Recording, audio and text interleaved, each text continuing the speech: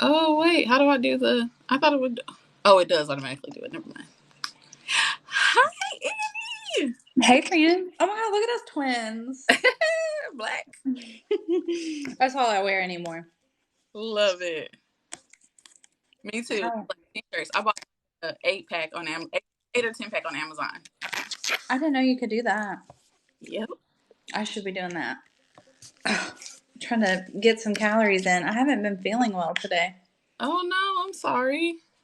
I don't know if it was the pizza I ate yesterday or if I have like a little tummy bug, but like I have never had sulfur burps before. And in the middle of the night, I woke up like Jesus in the tomb and was like, you know.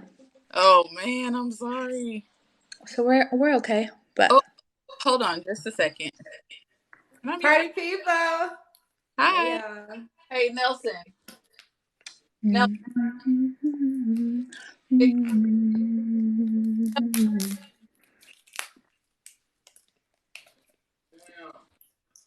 I'm trying to open this protein shake. Oh my God. Me too, So babe. I got the 26 ounce though. Oh no, baby, it's 42 all the way. You're overachiever. I can't be doing them 26. They're too sweet. Hey, friends. Britt. Hi. Y'all, why I don't even know what I look like right now. I can't even cut my camera on. What does my hair even look like, y'all? This is the thing. No, that is me, literally. Girl, let me go. From the gym. I'm looking crazy. It's giving very much. I play too much.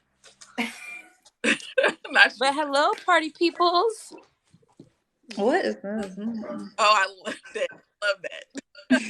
Ponytail doing the flip. Oh, honey, that's It's like, cute. It's giving very much hairspray. Oh, yeah.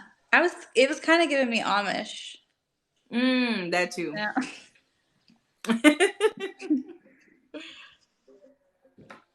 Hi. Amish is Hey, hilarious. Anna. Hey, T. Hey, Brittany. I thought somebody said hey to me. I was like, didn't we already say hey?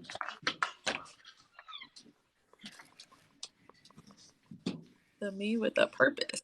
Love it. Ladies, I'm so excited to start here in just a second.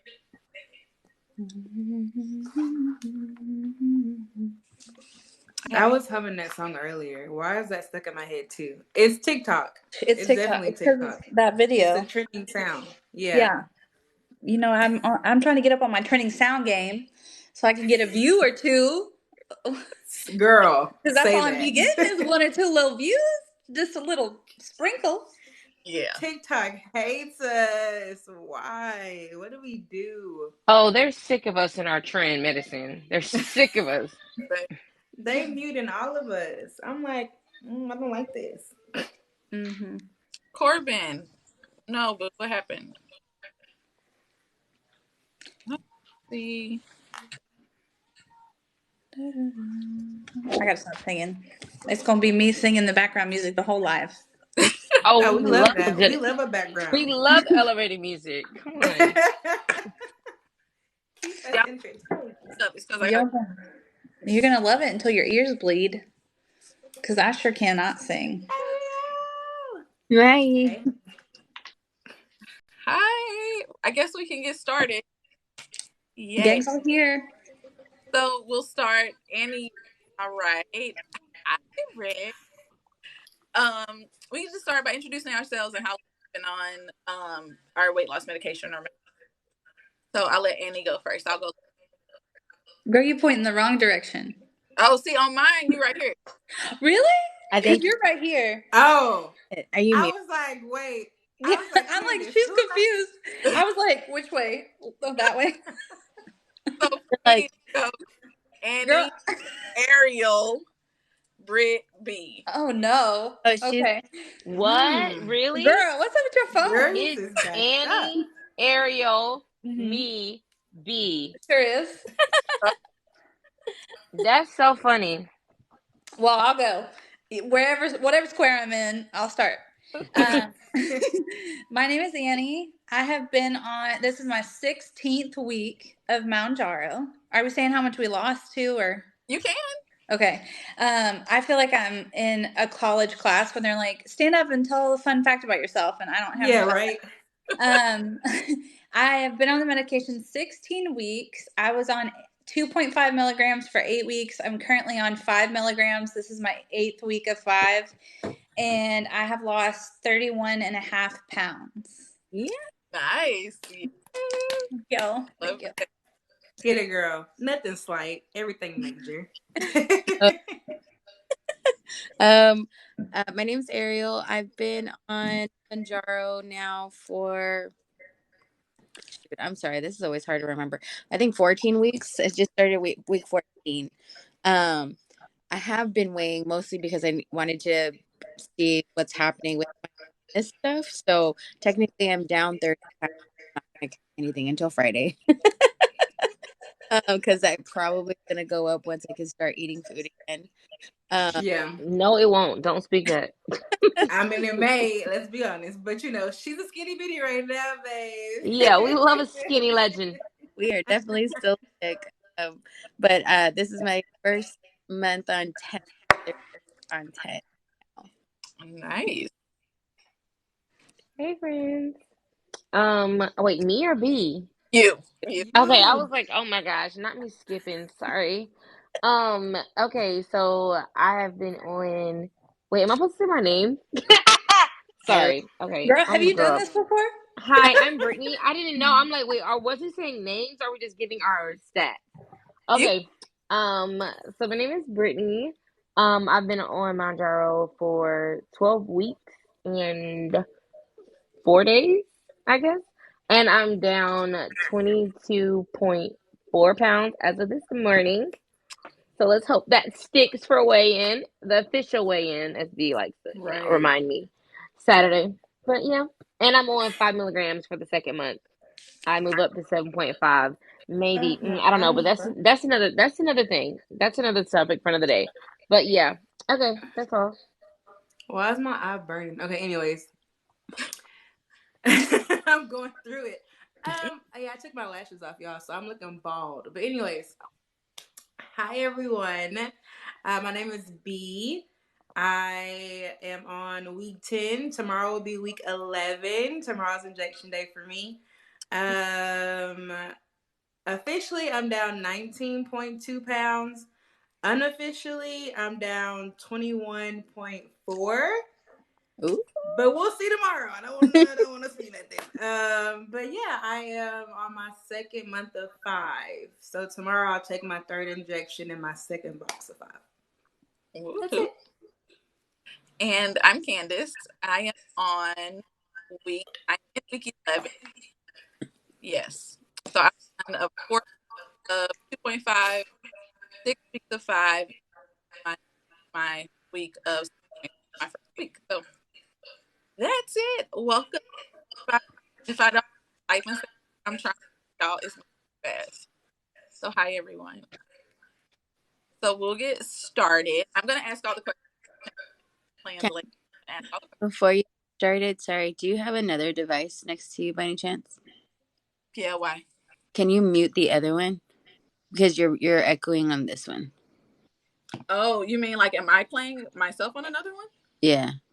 No, I'm not playing myself on another one. Oh, okay. That's okay. Then we'll mute while you ask the question if that's okay. Because maybe Yeah, it's that may help.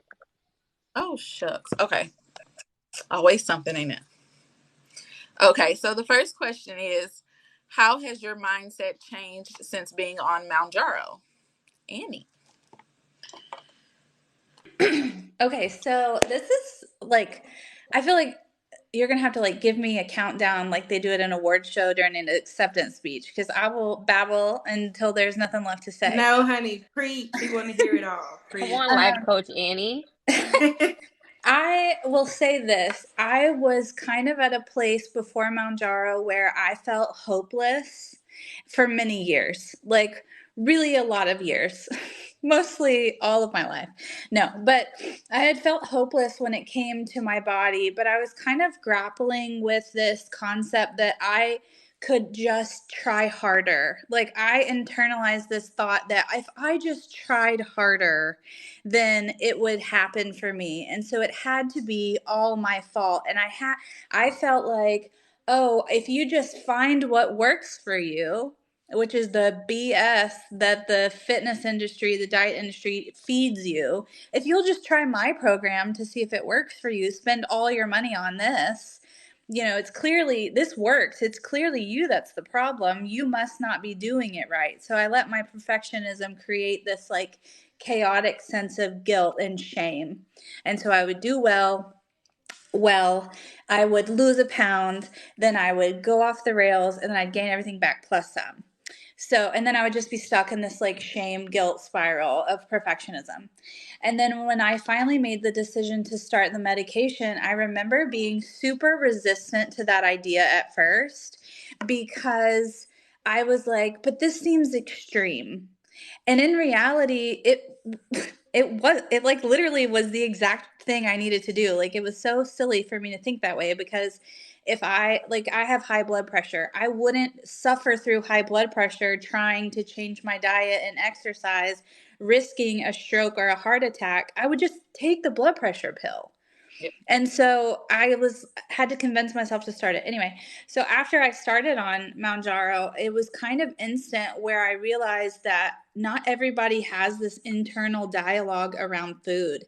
And not everybody has this scarcity mindset or fear that they won't get certain foods or they wouldn't get enough food or I don't know. I just was carrying all these things around I didn't even realize until I started the medicine. So it really made me very aware of the fact that I had a lot of like thoughts around food. And that sounds so minuscule, but like I think if you have them, you understand that it was all consuming.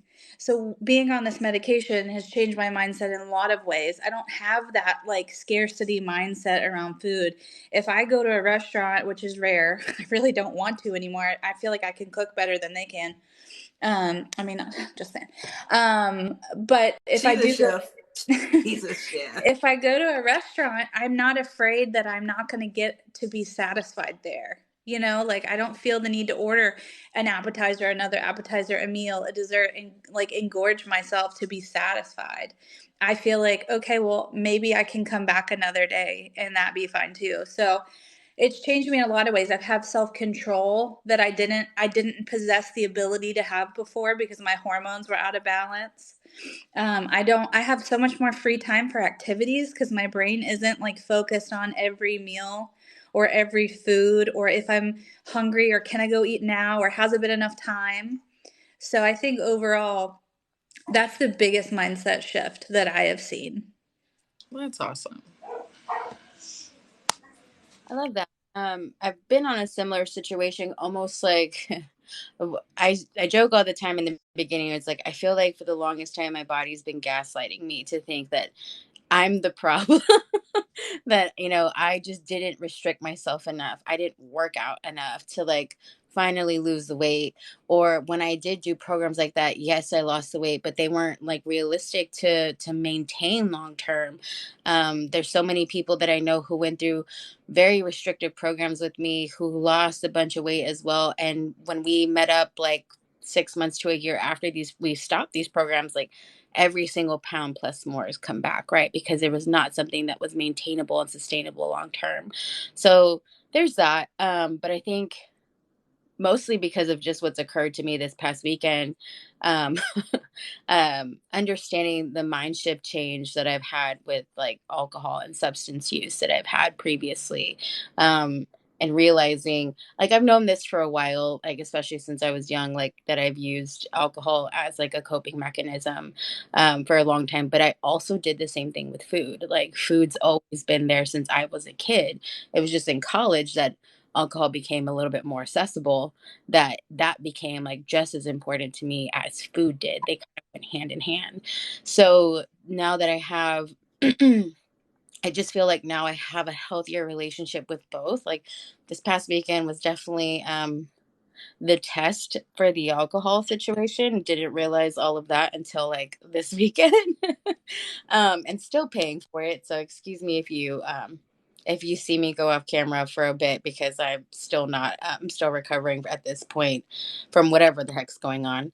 Um, but I think that's been so important to understand and to have the freedom of choice of like, I don't want to finish this food. I don't want to have the drink. Or if I do want to have the drink, I'm okay or even the food, I'm okay to have this portion of it, and to listen and to respect my body and mind to say, hey, when I'm done, I'm done. I don't feel like you're finish your plate kids, right, where it's like I have to now finish my entire plate. Or my binge drinking situations, like I needed to get sloshed every single time that I drank. So that's not like, even if I was just going to like dinner with friends, it's like it was never just let's have a a glass of wine. It was very much like, so we're getting a bottle of wine, 2 bottles of wine, like what are we doing? So that's not something that happens anymore for me, thankfully. And that's been wonderful to see that change, and to have again that freedom of choice and that freedom of like deciding what I want to do, and knowing that it wasn't me this whole time when it came to like how I feed myself and my and how I move and things like that, that it really was like I needed to treat these other chronic conditions such as like my diabetes, but also my PCOS and insulin resistance, in order for me to actually see the help that I needed. Totally get that. Definitely. Miss Brittany has disappeared. So shall we go to Yes, B? I can't go. Yeah, go be a mom. But what was I gonna say? So for me, before Manjaro, before I reached out to my doctor, I think it was probably I was fed up with myself. I was fed up with constant failure.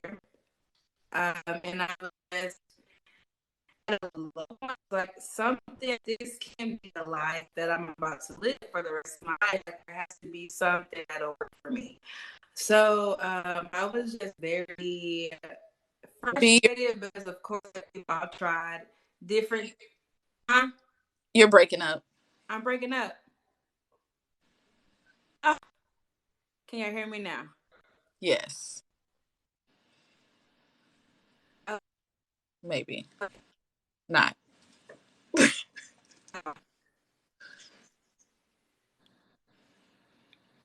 Who said that? Look at Anne-Marie B versus her internet. I am weak. Can y'all hear me now? Yes. Okay, typically when I turn my camera off, it's a little better. I'm in the country, y'all know that. So what was I saying? I don't even remember. Okay, so before Manjaro, let me know if I start doing crazy stuff again. Okay, let me know. Okay. But before Manjaro, I was pretty much at a low point. I was tired of like being, failing at things. I was tired of losing the weight, gaining it back. Nothing really worked, and I thought it was just me. I thought it was a me issue, especially because the internet and the media push so many things. It's like, hey, you can lose weight without going to the gym. If you did this, then you can kill yourself in the gym, but you can eat whatever you want. Like that's what you constantly see. And I was like, okay, so how is this working for everyone else, but it's not working for me? So I was like, you know what? I'm gonna reach out to my doctor, see what the whole shebang is. And so I was like, not the core life hour, but I was like, okay, like I'm really at a low. Like I don't want to constantly gain weight because for the past, I want to say 2, maybe 3 years, I've done the eating clean, working out, and I've only probably lost, not kidding you, probably like 5 to 6 pounds in probably like a 6 month span. Like it was like no results, and that wasn't motivating at all. So, yeah, that's kind of how my mindset was before Manjaro. But now I'm like, okay, I wasn't the crazy one. It wasn't me.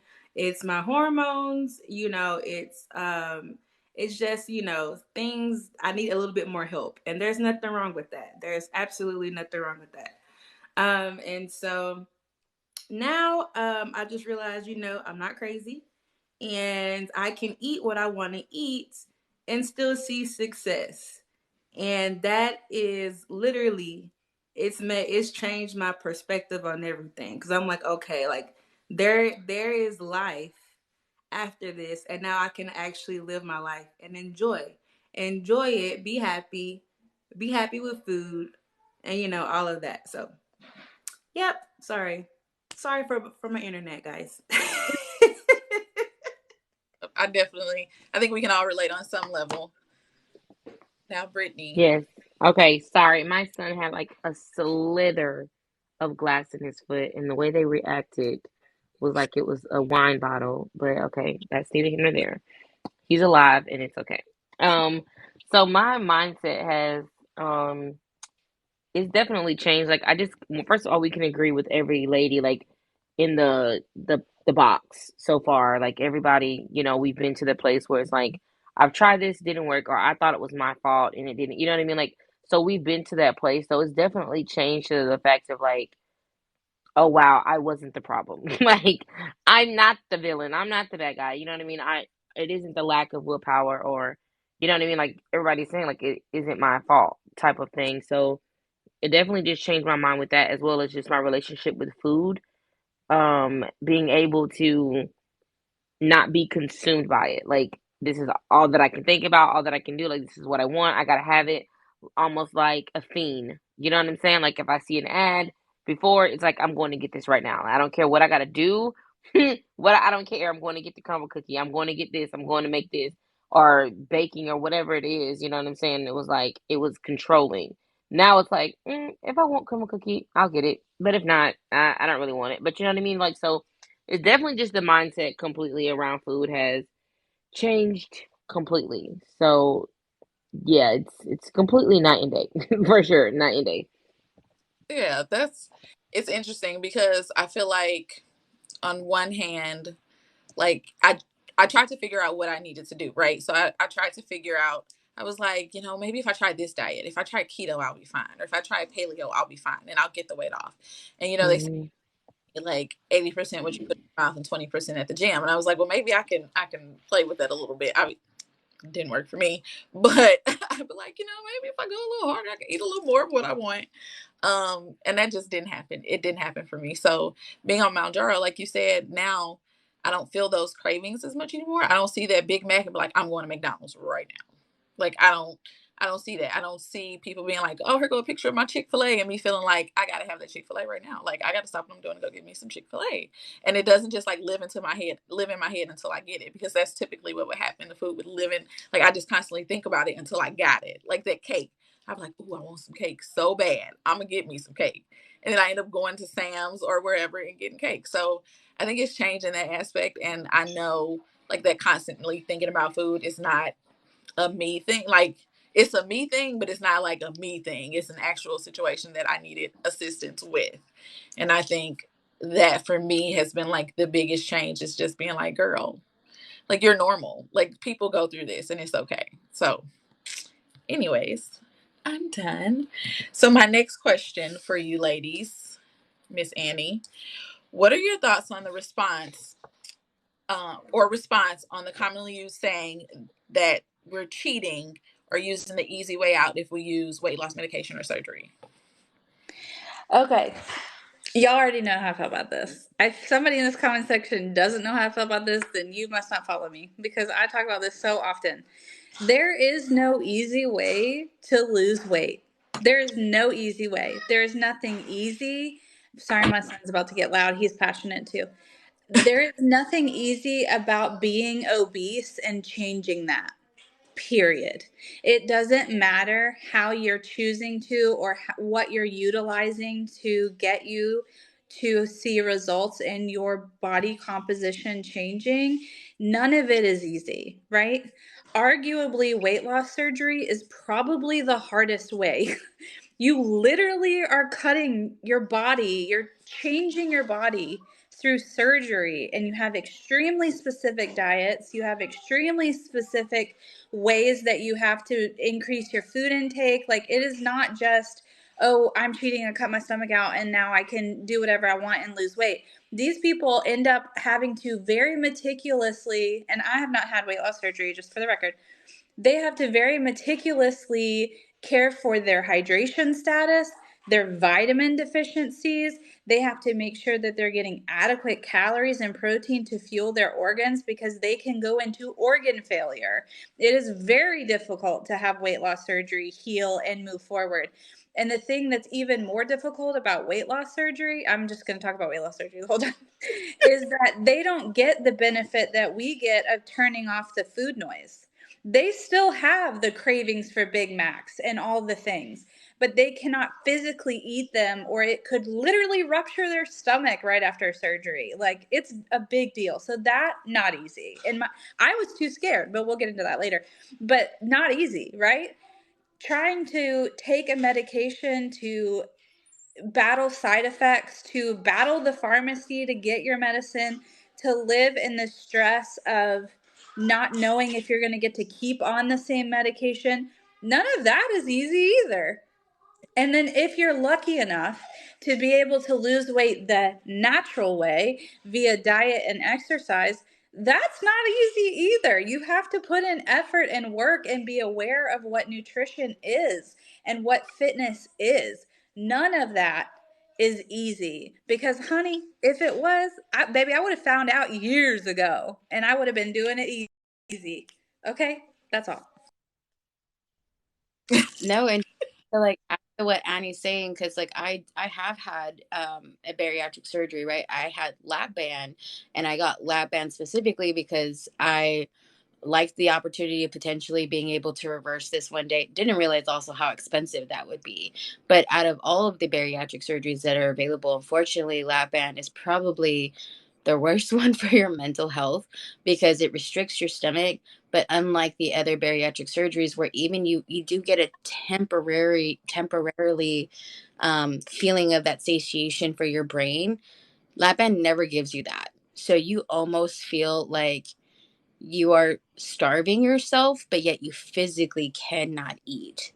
Like it is probably one of the worst experiences I've ever made. And it was a hard one to make. Like it was one that I avoided making for so long, that I didn't want to have the surgery. I really wanted to do it the natural way. I've been trying for years, like since truly I was probably the first diet I remember being on was probably in fourth or fifth grade, right? So it's like Slim Fast was like the first few things, like when it was still the metal cans. I don't know if y'all remember.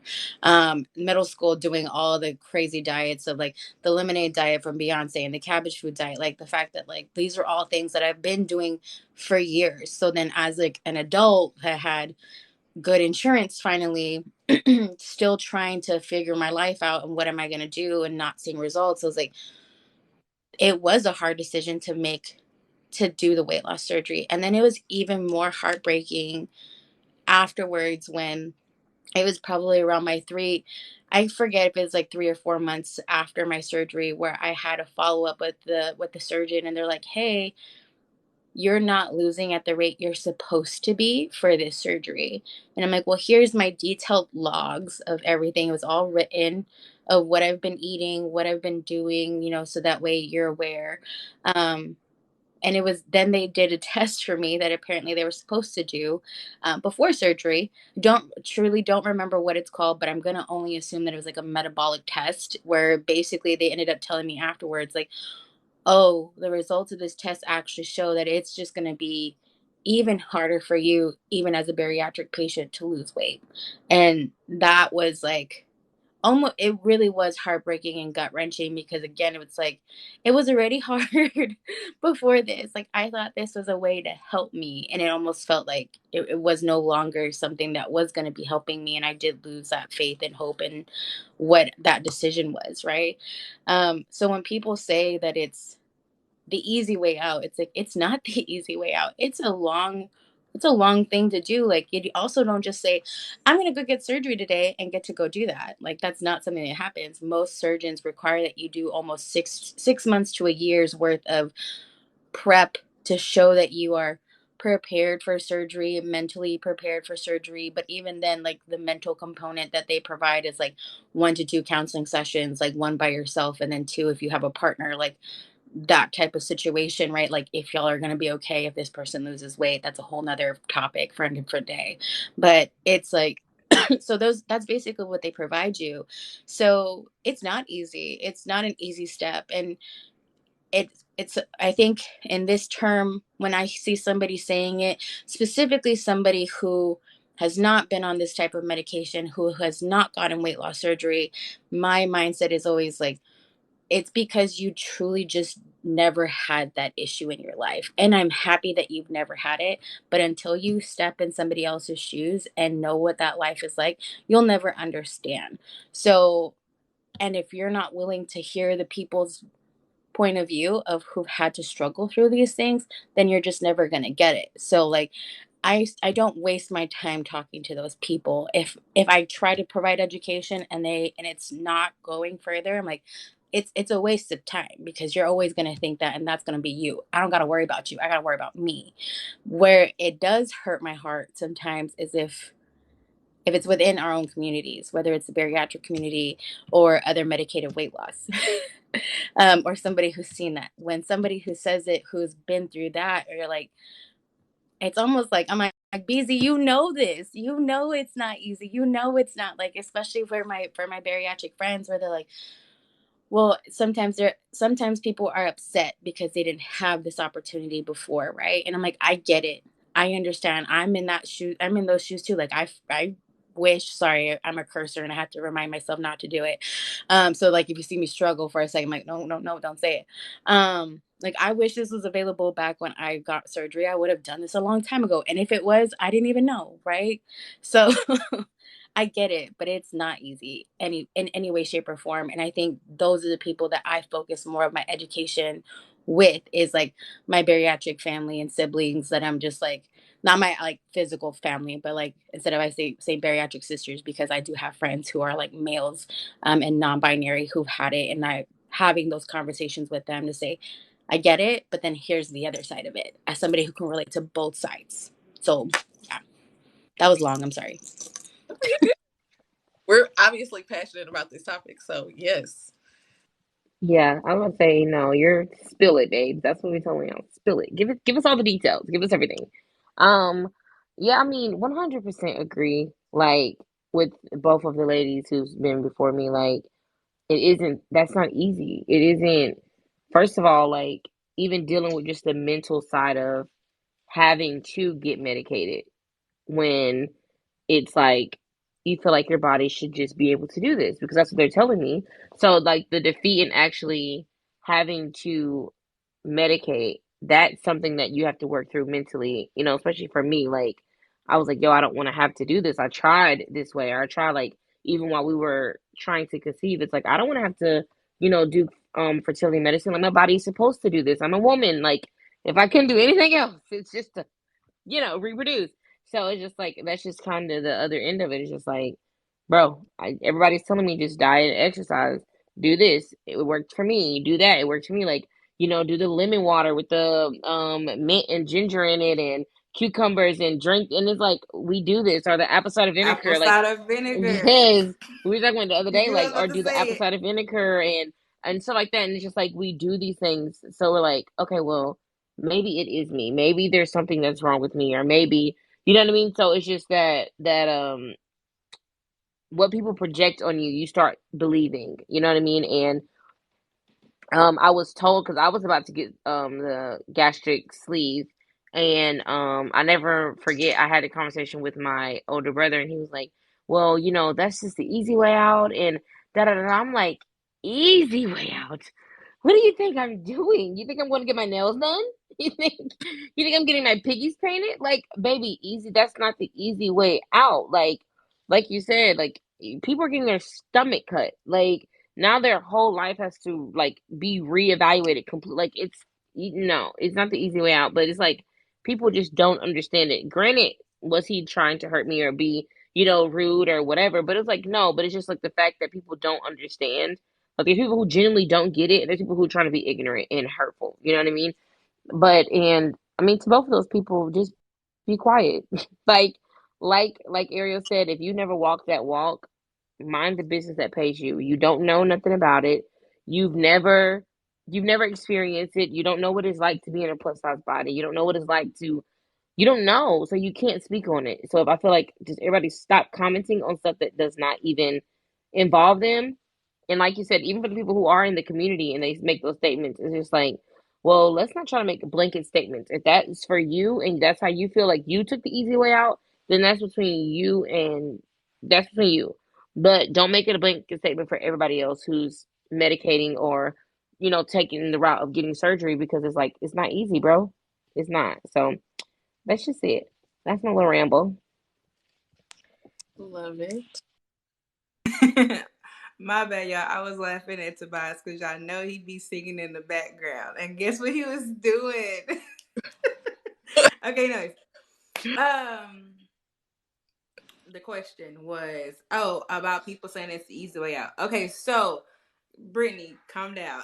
What I was gonna say is that for me, I've always been bigger. Am I pausing? Am I good? You're good. Okay, I'm sorry because y'all were starting to pause. But anyways, so I've grown up being like an obese kid. Like my whole life, I was bigger, and so growing up like that, that's not easy. My whole life being bigger, that's not easy. Taking realizing, like Britt said, that you now need medication and kind of feeling like your body's failing you, but then like Marcy said, this isn't the easy way out. This is the only way out. And I like when she made that comment because that is so true. But then I also feel like it's a kind of like a damned if we do, damned if we don't type of situation because like y'all were not, I'm not saying y'all, but people were telling us, oh, you're bigger, why can't you lose weight? Why are you doing this? Why are you doing that? But now that we're helping ourselves, now that we're doing things to get, better health and wellness, that they have an issue with that too. So it's like, what do you want? What else do you want from me? I genuinely do not know. And so yeah, I just feel like this isn't the easy way out at all. Because even though we do injectables every week, we have side effects. We have to constantly go to the store. Do I want to go to Sam's Club every other week to get protein shakes? No, I don't feel like going to Sam's Club sometimes, but I go and because I want my protein. We have to figure out new recipes. I mean, it's not easy. It's not. It's not. But we're doing it because we want better for ourselves. And we're doing amazing. So that's all I gotta say. Yeah. Well, thank you. I do think that people are quick to judge easy way out, but like you said, so I've seen my uncle has done a gastric sleeve, and then my sister in law just did it like 2 or 3 months ago. Babe, she had to drink chicken broth for 2 weeks, like before she had like she couldn't eat, she couldn't drink, she couldn't drink coffee, she couldn't do any of that. And that is so hard to me. But also like making that choice to use a medication is hard for you too, especially because the world is going to judge you. But you know what you think of me is your problem, not my problem. But also just taking that step for your health and making that decision is hard, especially when you've tried everything and you almost feel like B just quoted Miss Marcy, like you almost feel like it's the last choice, but at the same time you're willing to make that decision for yourself. And I think that that's the most important thing anybody can do for themselves, is to make that choice. So that leads me into my next question. And I'm changing up here a little bit, ladies. Did you ever think about weight loss surgery, and if so, what changed your mind? And so Miss Ariel, when it comes to you, we can do if you thought about like the sleeve or something. But Miss Annie, if you've ever thought about weight loss surgery, have you ever thought about it? And if so, what changed your mind? So I've thought about weight loss surgery. I feel like I fantasized about it as like an option for a very long time. And I worked in healthcare. And at the time I was working as an ICU nurse, and we would get a lot of the complications from weight loss surgery into the ICU. from where people were severely dehydrated, they were malnourished, they had issues with their surgery, they needed repair. I saw a lot of scary stuff, and I will say, like, that kept me on pause as far as pursuing that. But I had a lot of nursing friends who would get the surgery and lose a lot of weight, but they all had really bad complications. And I don't think it's like this for everyone. I think that I just happened to have the universe screaming at me, don't do it. Um, for myself, it just, anyway. So long story short, I had a coworker who got the surgery and started having seizures and couldn't come back to work forever. And that's not like a common thing. That's very rare and specific to her. But it was enough for me to stop and be like, well, damn, like, I don't know if I feel like maybe this isn't for me. And then I would think about it again, and then I would do a little more research, and then I'd think about it again. But I ended up deciding not to do it because I had, so probably, oh my gosh, how many years ago now? Math is hard. 10 years ago, 11 years ago, I had thyroid cancer. So I had my whole thyroid taken out. So I don't have a thyroid. So I'm reliant on absorbing Synthroid medication to survive. If for any reason I got a weight loss surgery and was unable to absorb my Synthroid, that would be a life threatening illness for me. That would kill me. So for me, my mind changed when I realized that the risks just were too great for me. Um, and that's why I did not go forward with it. Although I kept always coming back to it, but knowing like it just wasn't worth risking. Like, I would not want to be skinny and dead. I'd rather be fat and alive, is kind of like how I went through that. So I did consider it a lot though. But for me personally, it would not be a safe choice. Sorry though, this Pedialyte apparently drew blood on me. I cut oil and I was like, oh, okay. Sorry about that. Um, I did consider revision surgery before Manjaro, before finding Manjaro in general, because I had, again, I had after lap band, right before lap band surgery, I weighed 250 pounds. And I only know that because I found my logs from everything from that actually while I was packing to move and everything. And so to know that I had not only gained all that weight back, but had weighed 350 pounds at my highest known weight years after lap band, um, was eye opening, right? So it was just like, wow, like again, like it was kind of at a point where I'm like, what do I do? This year, this year and the beginning in January, I started working with a personal trainer and a dietitian who like specialized in obesity and situations, right? To say like, okay, I'm going to really give it my all and try one more time. And if it truly doesn't work again, the natural way, um, then I'm gonna go and get a revision surgery and I'm gonna go and get the sleeve. So that was my next choice basically. Or I was also considering the duodenal switch. So because I had two friends who also have PCOS who had that surgery done, who had seen a lot of success on it. Um, so those were two things that I was considering. So when I hit about April and realized that the weight was just not coming off, even though I was being consistent with my trainer, consistent with my dietitian's plan, consistent with all of that, I scheduled the appointment to go and see a doctor actually out of Mexico.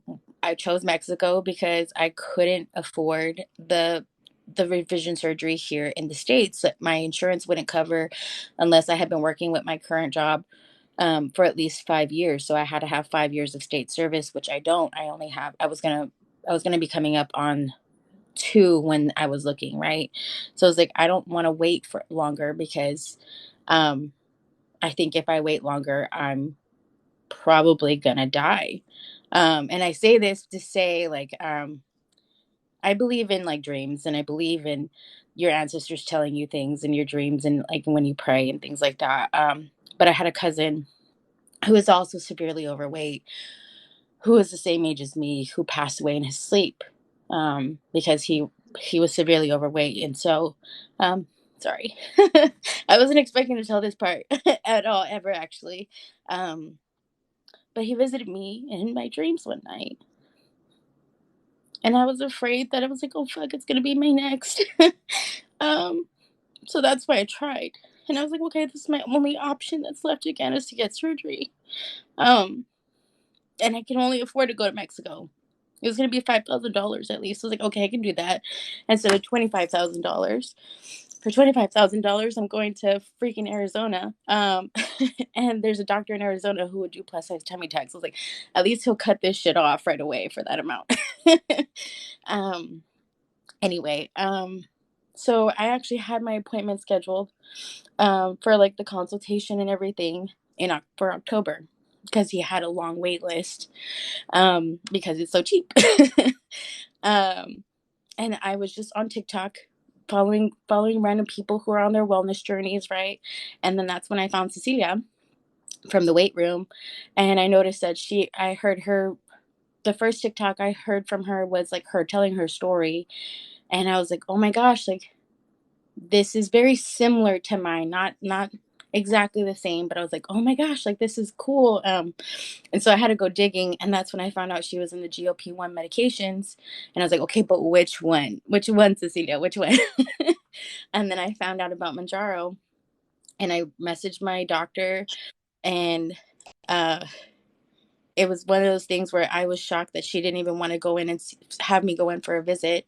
She just said, yes, like, here you go. And this is the first thing that I've seen progress with ever. Like, I just wanted realistic weight loss. I didn't want to lose 50 pounds in 2 months. I didn't want to lose, like, I just wanted to be able to say, like, I can lose a pound a week. Like, that should be realistic for my size. So like that's all I've ever wanted is realistic weight loss. So that's why even when I've had a week where I lost zero point 0.5 pounds or zero point 0.8 pounds, I was like, I'm still so damn happy that that's there because it's like that's all I've wanted. That's all I've ever needed to feel validated in this journey. So yeah, still fighting with this cut, but I'm gonna finish this Pedialyte because it's been bad. Yeah, I actually was going to get the gastric sleeve like I mentioned. I did everything. Like I went met the doctor. I went met my heart doctor. I went did like the therapy session. I talked to the nutritionist for like an hour, 2 hours. Um, yeah, so I was pretty much there. I just had to do like maybe one or two more visits, and then we was ready to schedule basically. And I backed out last minute because I was just scared because it's not the easy way out, like we talked about. Like it's a lot of stuff that was gonna change.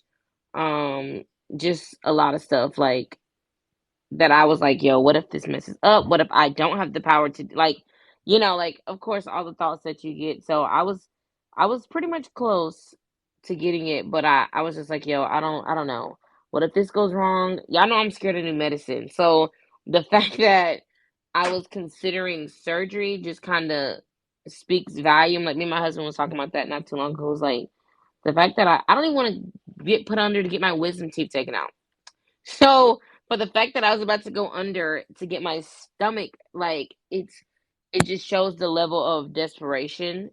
And it was like it's scary to think back of being in that place that I was in, that woman that I was. But yeah, I was gonna do it, but it was just the fact that I knew that this wasn't the easy way out. And I'm like, bro, I don't I don't know if I'm capable, and I'm scary. So that was pretty much kind of why I backed out.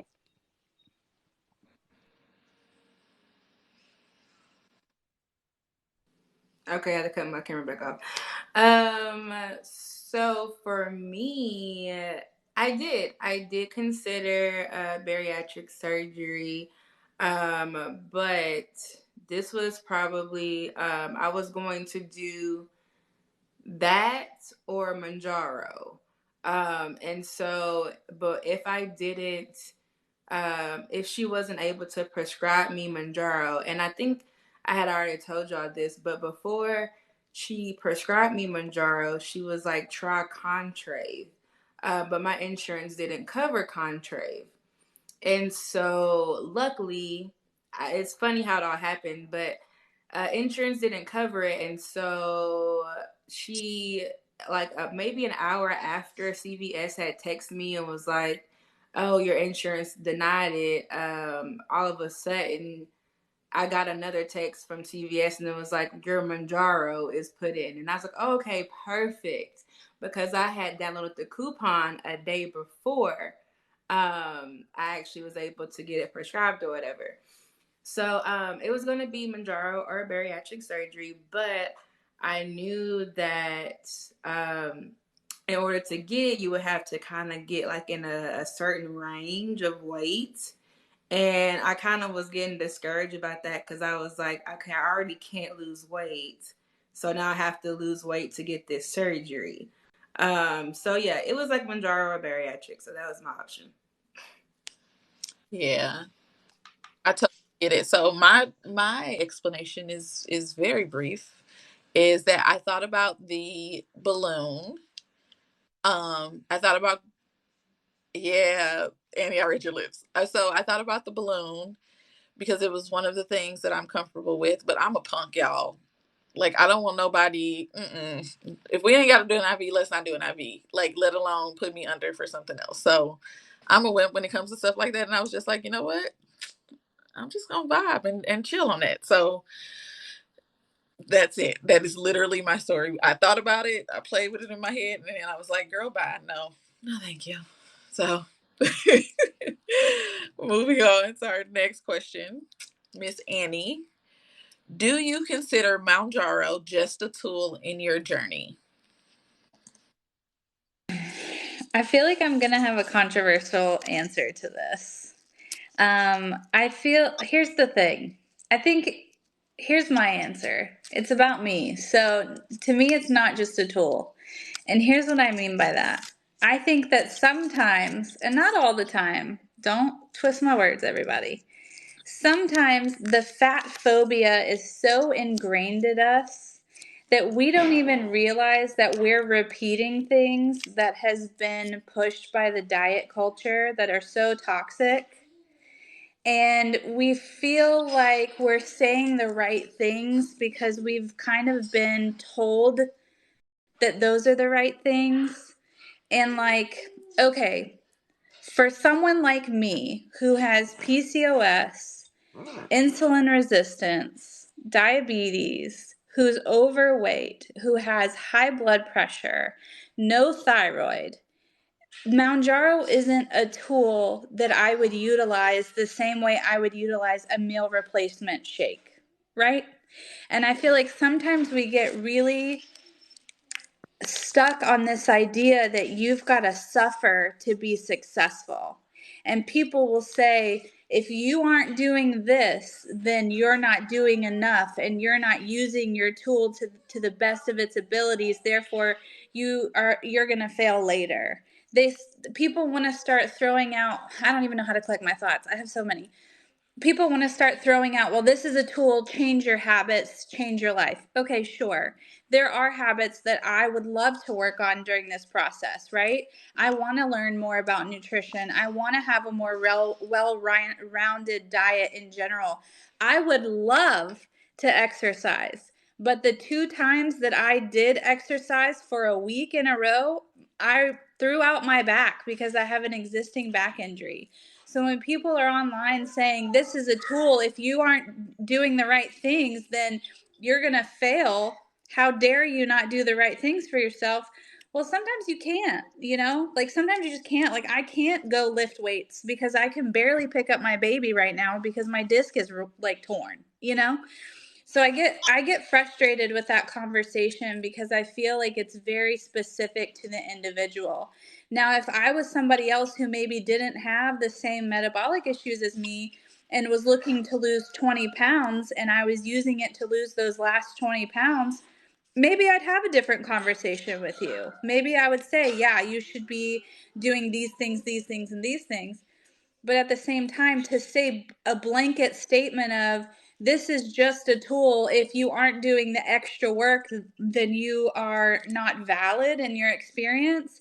That's a big statement to make, you know, and there's a little bit of fat phobia behind it, in my personal opinion. I feel like it's like, okay, I get what you're saying, but at the same time, you should do your best to care for your body, whatever that looks like in your given circumstance. So it's not fair to just be like, do the work, suffer like the rest of us, or it doesn't count. It just feels invalidating, is what I will say about that, without getting myself into too much trouble. You're good.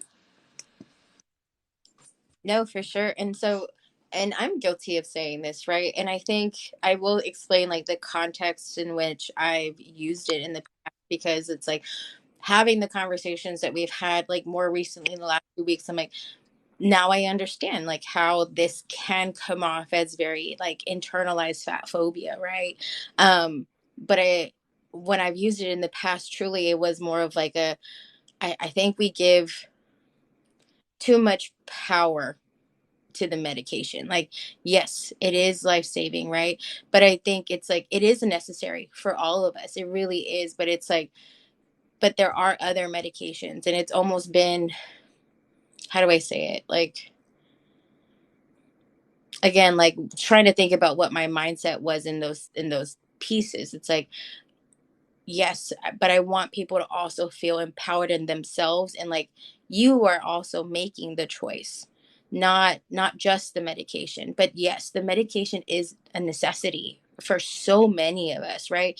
And that is the point, like that, like why we have to change that language, and why we shouldn't be using that as the language itself. But it's like, in a way, when I was trying to say it before, personally, it was more of like a, I want to empower you to know like you are also doing the work to see your success. It's not just the medication, like you are also a part of that success. So give yourself the praise as well, not just the medication. So it's like, how do we now reframe that conversation of like, F yes, this medication is working, and it's finally the thing that's helping you treat your metabolic conditions or your other chronic conditions, and seeing that success as well. But finding ways to also praise ourselves every week.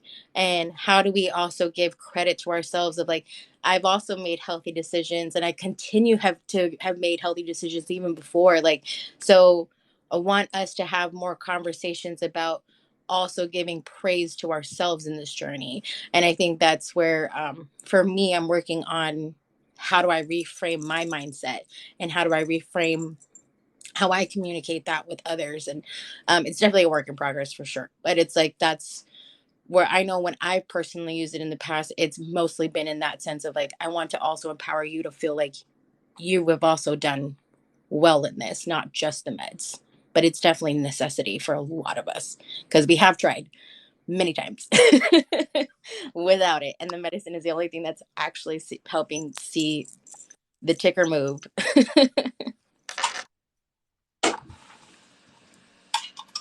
Sorry. I didn't mean to take that long to unmute. I was trying to kick my kid out.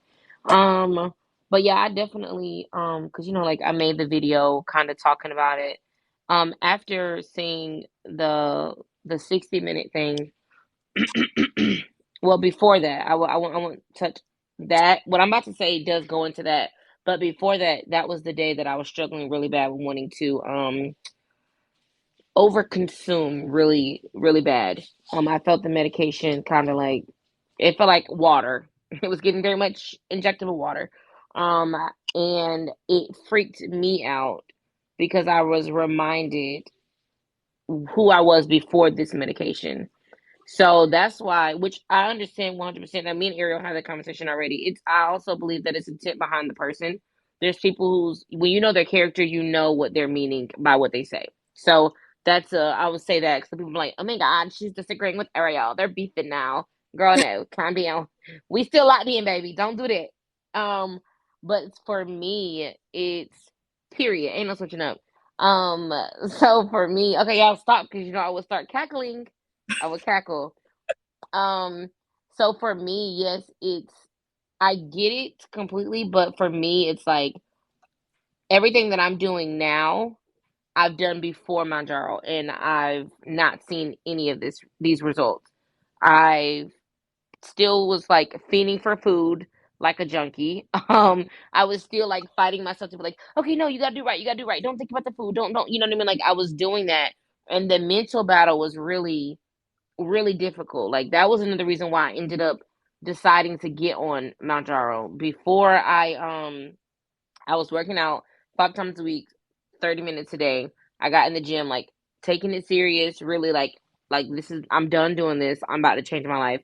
In September of last year, um, I was serious, but I still had the mental side of like the craving and the food noise and just being controlled by food. You know what I mean? Like the feeling when before we all got on Manjaro, basically.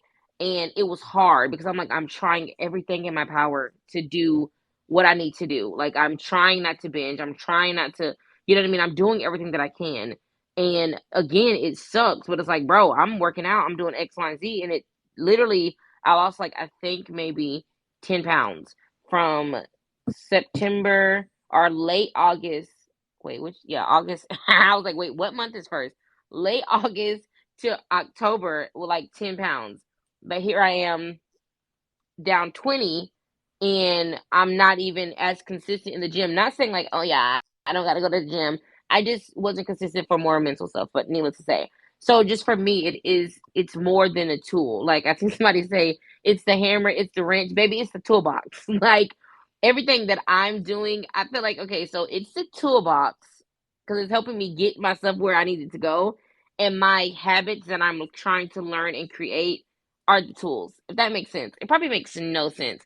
But yeah, that's just kind of the thing because it's like before this, all my efforts was zilch. You know what I mean? So it's just like people seeing people, especially who are on the medication. Not anyone on the panel. Me and Casey. It's funny because she actually came on our For You page, and Casey commented, and I liked it, and she inboxed me and was like, "Girl, you see her?" I was like, "I seen the post, baby. I seen the post." But anyway, she was just like, "Change these habits." Da da da da. Woody woo. And when I heard her talking in that tone that she was talking, and how adamant and passionate she was about like her reasoning behind it and everything, it sounded like I was sitting in my doctor's office and he was telling me, lose weight. I mean, this is how you lose weight, diet, exercise, adios. You know what I mean? Like that, and that was it. And it's like, that has been projected on us so much that's all that that's what people are projecting. I was like, oh no, I'm not, no baby, I may need this lifelong. I got PCOS, insulin resistance, I struggle with binge eating. This may be my truth. And if it is, it's okay. Like point blank period. So I just, for me, like that's why I say, like, I think it's more than a tool just because I know who I was before this medication. And the way that I'm eating, the stuff that I'm doing now, I was doing before, and it didn't He didn't do Meg, stop. Please stop. I would laugh. She said we're gonna be waiting for that triple Aggie. Yeah. We locked in with MJ, babe. When that triple Aggie dropping. Okay, but no, yeah. So that's really pretty much it. I'm sorry. That it was Meg's fault.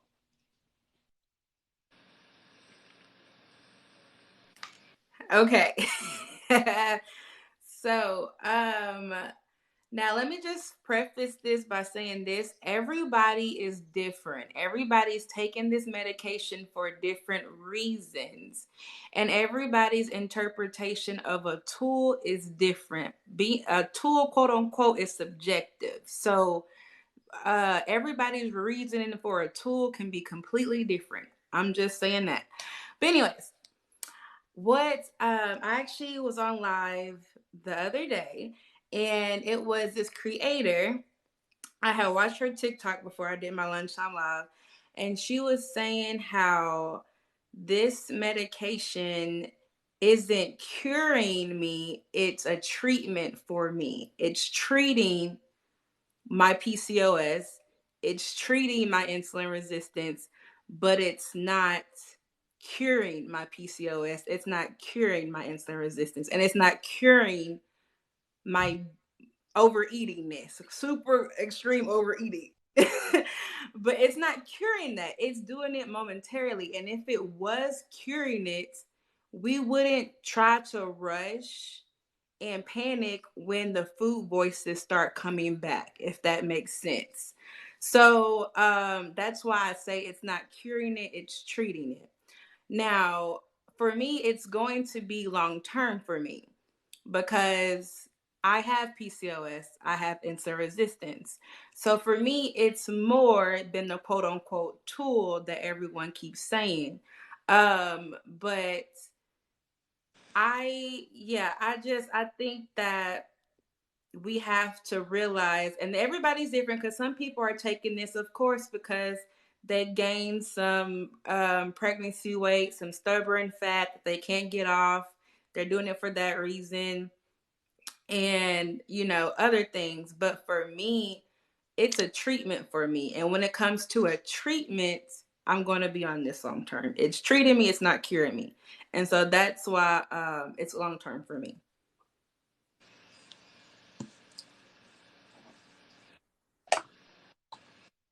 Awesome. Um, so Britt and I had this conversation not that long ago. Right around the time, my next question is going to lead into this, but right around the time that 60 Minutes episode came out, and she made a statement that hit home, and I've seen people repeating it all over. And she said that what did you say, Britt? You said you Oh, did you want me to say it? Did you want me to say what it was? yes, So ma'am. it wasn't just me. It was also Casey. But yeah, we basically were saying, because I didn't want to plagiarize nobody, because that's what's kind of been happening. It was plagiarism, but we're not gonna talk about it. Anyways, obesity is the only disease that we are expected to treat ourselves, basically. Like, the obesity is the only disease that the patient is responsible for fixing. That's not exactly what the wording was, but that's what it was. Okay, but that's what it was. And I feel like with Mounjaro being a treatment for this disease, which is obesity, that it's not just a tool, but it's something we need to help fix our health, right? Because it's not going to cure us. And I was the first person to say, like, I'll be 100% honest. I was the person at first that was like, it's just a tool. Like, you still have to put in the work. It's just a tool. I said that like many times, at least 50 times. And then the more I thought about it and the more Britt, pointed it out, and the more I talk to people and am on here, I realized that it's not just a tool. Like, it's so much more than that. It's so much more than a tool in our toolbox. And we're all putting in the effort to do what we need to do to be healthier, better versions of ourselves. So Mounjaro for me is not just a tool.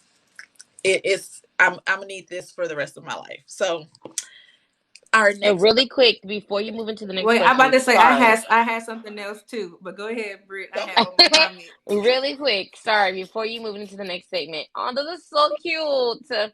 Look what you got, girl. Okay, sorry. Um, I did make the statement. I meant to say that, but then your mind gets rambled. I did make the statement of, oh yeah, it's a tool. Like, it is a tool. Like, I am, but it was also because, like I said in my video, I didn't understand that obesity was a disease. It didn't register with me until Yeah. watching that 60-minute document, and I was like, or the little segment or whatever you want to call it, and I was like, oh my God, this is this is jump, a disease. jumping ahead. You jumping ahead. Sorry, but I did want to clear up the fact that I did say that it was a tool before. I didn't want people to be like, "Girl, I heard you say that." No, I did say it. I forgot to say that, but yeah, that's Yes, all I wanted to that's what say. I was about to say too. I was going to say,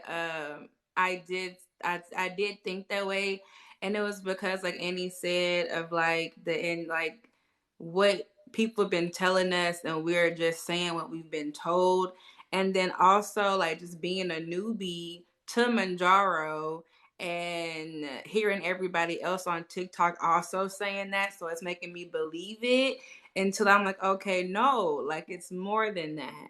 But then also, when it comes back to the whole treatment, not a cure, if I was to stop Manjaro no more, if I was not to do another injection, I would revert back to my old ways. And it's not because I don't know what to do. I do know what to do. The chemicals, my brain doesn't allow me to do it. And so that's why I say it is a treatment for me, not for everyone. Everyone's different, babe. For me, it's a treatment. It's not a cure. And that's what I had to add to that. I'm done. Okay, our next question. So many of us have seen the 60-minute special by now, and I want to know, how did it make you feel? Some things covered have been discussed in various TikToks, but seeing it on on a national platform provide any further feelings or validation? So did it provide any further feelings or validation? How did it make you feel?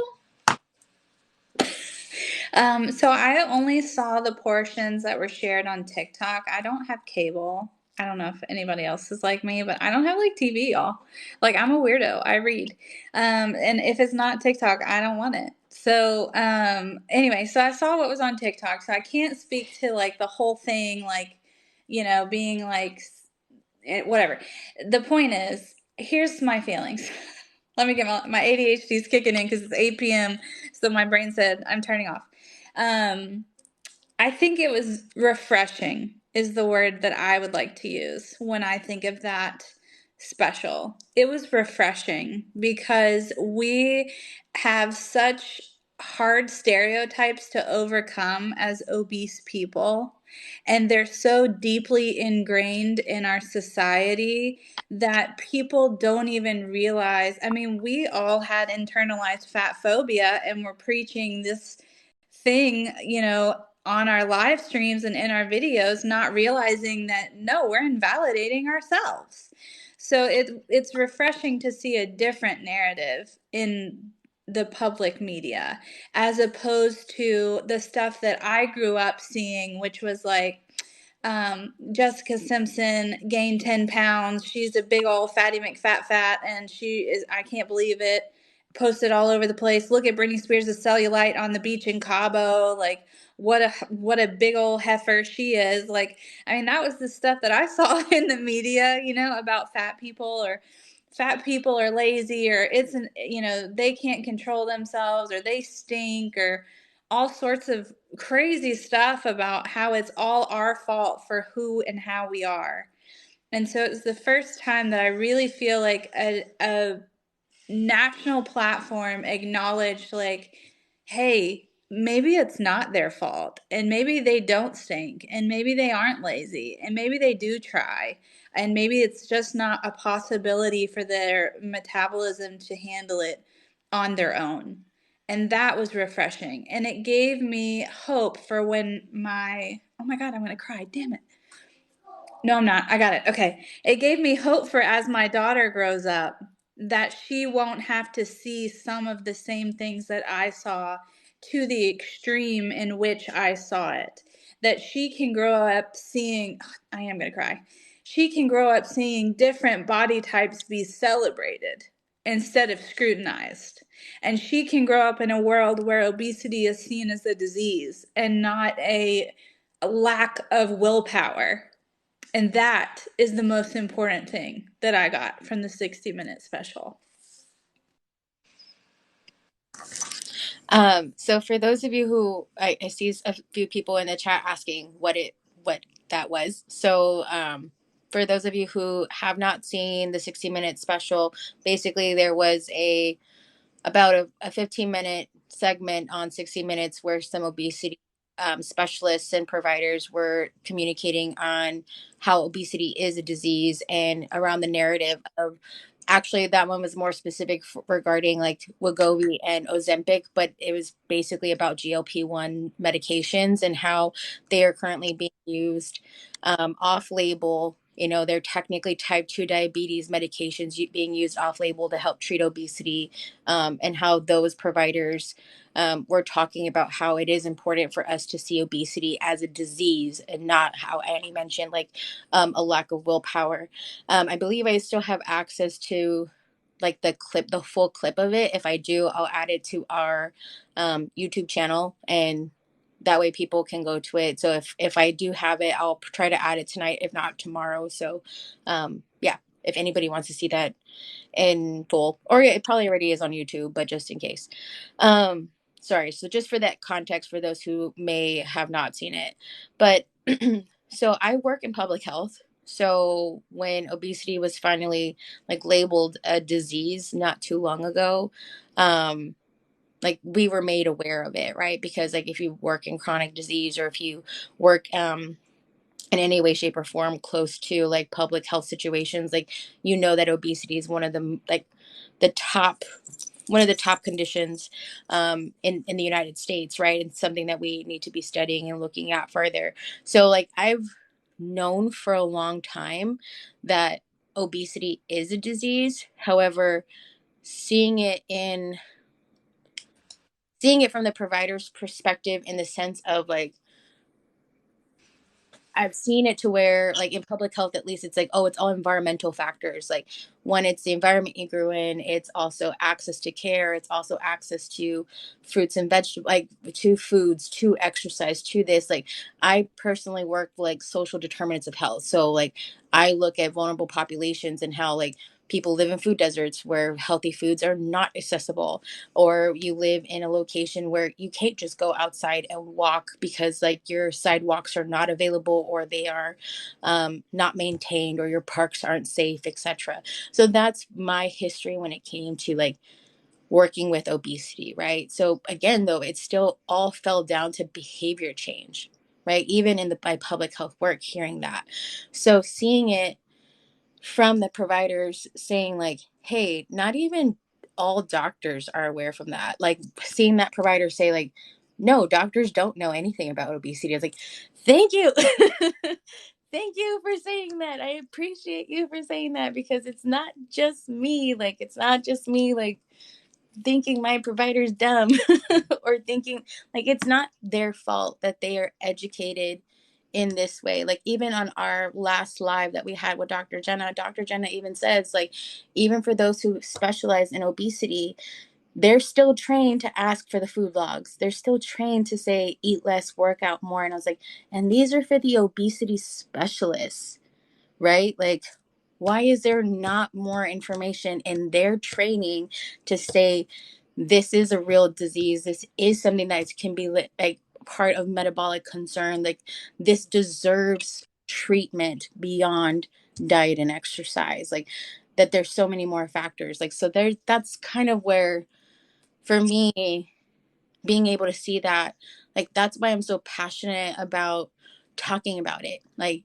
I'm so passionate about seeing this, because like it's almost like my two worlds have collided, my professional career and my personal life, right? Like this has always been important to me because it's my life, but it's like, how do we now get to use our small platforms, right, to help educate others? Like we've already seen some people in this chat here saying like, I just found y'all right now and I didn't even know about Manjaro, and I'm going to go ask my provider about it. I'm like, yes, yes, good luck. It's kind of crazy right now, but I hope like you get it, you know? So like like that's the thing. Like we need more people. We need more people to say this, like to see this, to understand that they are not alone, and that they deserve to receive treatment. And I hope and pray that more providers will be able to see that in the future, and to be able to treat their patients appropriately.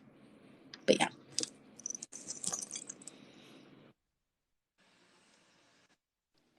Sorry. I was trying to respond to what Samantha said. She said no small platforms, big platforms. You all are changing the world. She's so good at the affirmation thing. She has me crying on her ASMR channel. Okay, anyways. Um, um, yeah, like I said, seeing that, man, it was so validating. Like, I think that night I hopped on. Was that the same night, Candace, or was it? It was the same night I hopped on because it was like watching that. It was like I knew that I needed Manjaro. I knew I needed it. You know what I mean? Like obviously I was taking it. Okay. Um, but it was like seeing the doctor talk about how it was a disease. and that it needed treatment, and that doctors knew that people who have been obese for a majority of their life, only like 3 or 5%, I don't know, don't quote me, I'm not a doctor, I don't know, would actually lose what was needed to be lost. And it's just like we said, like I know that you're not an obesity specialist and you're not trained in obesity, but like I always say, if someone had cancer, my primary care doctor would refer me out to a doctor who specialized in what I was going through. So yes, she would be a part of my care team. You could still be hanging around and whatever, but baby, send me to somebody who can actually help. So it was just like just seeing that doctor, the how she was just so passionate about like her patients, and the way that she spoke with such like, I don't know, y'all, it really just did something for me. Like kind of watching it a little bit kind of gave me anxiety, because even in the moment when she was like, it's a disease, the back of my mind, a little voice was like, well, I mean, it's not like, and I'm like, no, it is. Like, what the frick? Like, zip it. It is. Like, I don't know. It was just so validating, because it's just like, we knew this whole time, obviously, we wasn't crazy. We knew that we were doing it. But then again, it was like, do I know that? Like, am I crazy? Like, am I not doing enough? Could I be doing more? So just like seeing them talk about it was just like, it was just really validating. And like, I don't know, y'all. It really, I was just shook by the fact that this whole time, my whole life, the stuff that I struggle with, the thoughts, are just the lack of love, and the lack of like, just self esteem, all of that could have been avoided if I knew, well, I mean possibly, but if I knew that, hey, this is not your fault. Like, let's try to figure out, let's do blood work, let's do like, it would have been avoided if one of those ladies were my doctor. You know what I mean? Like the Yeah. way that, unfortunately, some doctors don't fight for us, especially as obese patients, especially as women, especially as women of color. Like, we are just like, okay, shoo shoo. And it's like we're overlooked. Or, hey, go work out, go do this, go. And it was just like, they didn't care to even listen. And granted, there's a lot of stuff that there's behind the scenes or whatever, and they don't have enough time to spend with us and all this stuff. Like, and I 100% get it, but it's just like, I don't know, just seeing that, it was just like, oh my God, this is an illness. I would not tell my mother, hey, the medication that you're on, you should try to do it by yourself. For your diabetes, I'm going to take your insulin from you and you just figure it out. Like, just hearing that is like, girl, no. Like, the same way we wouldn't take someone's blood pressure medicine, or the same way we wouldn't take someone's asthma pump, for even for, like, as far as what I'm, like, it's just, I don't know. It's crazy, and I'm so glad that we've gotten to the place that we're at now. Like, everyone's saying, like, it was on a big stage and it was in such a positive way, versus a new trend and they just want to lose 10 pounds. It's like, girl, I'm not trying to fit into my high school reunion dress. I need 100 pounds off me, babe. I need a hundred, smooth 100, please. You know what I mean? And it's just like, this isn't a trend. This is real life. You know what I mean? Like, this is something that I need. Like, if this does not happen, unfortunately, I may not be able to have another baby. That's more than a trend. This is someone's reality. You know what I mean? And it's just like, I don't know. It was just, it was really amazing to see that. Like, we definitely have a long way to go, for sure. But it's just like we're kind of taking the right steps. You know what I mean? And it was really empowering, because, girl, I was ready to become an obesity doctor. I was going to go back to school, baby. Knowing I was just fighting for my life to get my AA, but I was going back to be an obesity doctor. Me and Dr. Jenna would have been in coats together, because I was ready to fight for my people. You know what I mean? Like, listen, nobody's going to put you down. But yeah, I'm done rambling. But yeah, it was very validating, and it was like, oh my God, I'm heard. Oh my God, people understand. Oh my gosh, I'm not crazy. And these are medical people, like us TikTok creators. We're so cute, speaking our truth. But on this big of a,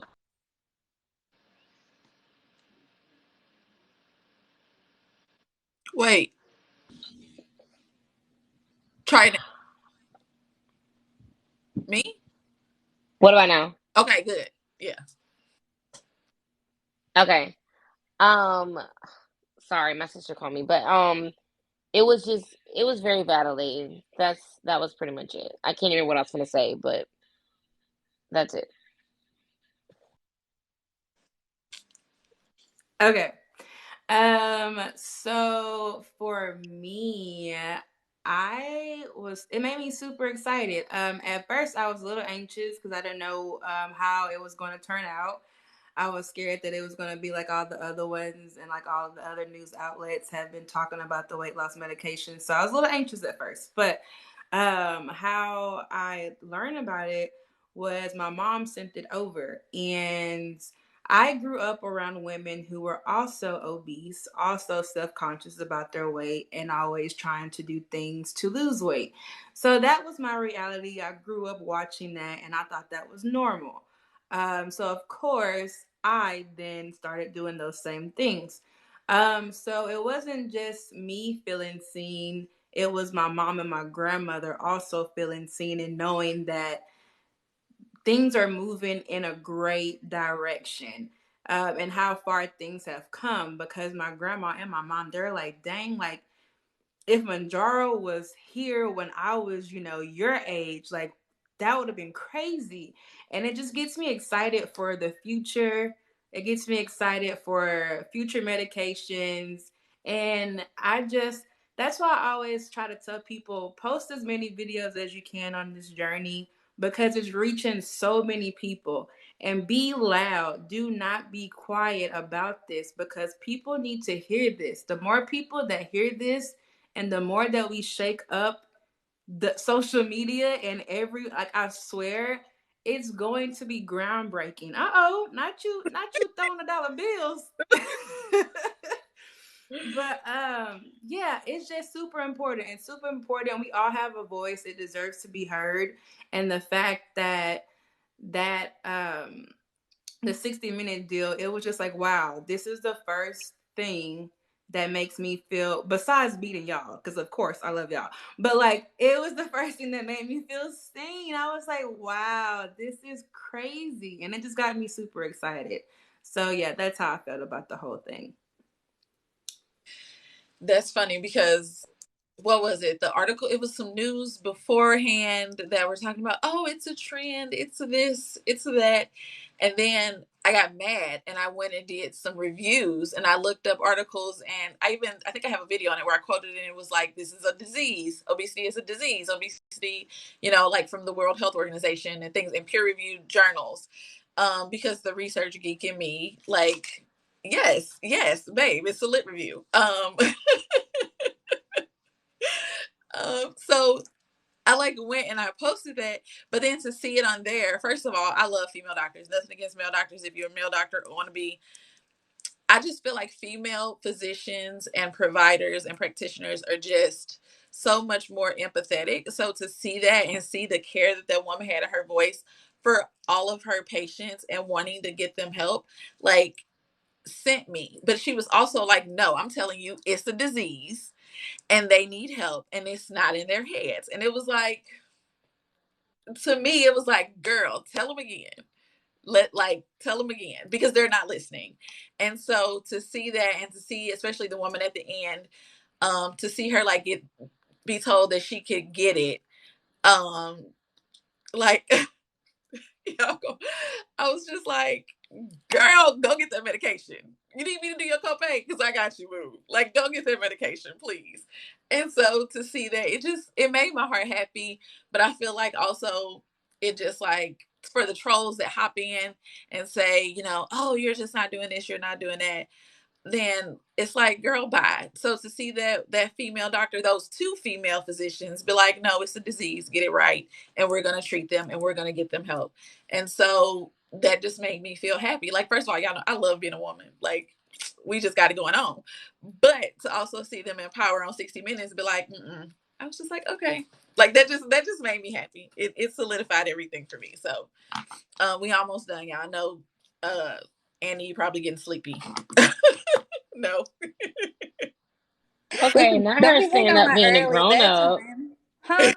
I said, not you being a grown up, staying up partying. I sure am. Look at me. Period. Love that. So we got two more questions and that's it. So have any of you had conversations with people in your life, like family or friends, who said eat less and work out more? And how is that convo different or how do you approach a stranger saying the same thing? So friends versus family saying eat less, work out more. If there's one thing somebody's going to do in life, it's give you unsolicited advice, right? And it's going to come from people you love, and it's going to come from people you don't know. And that's just part of it.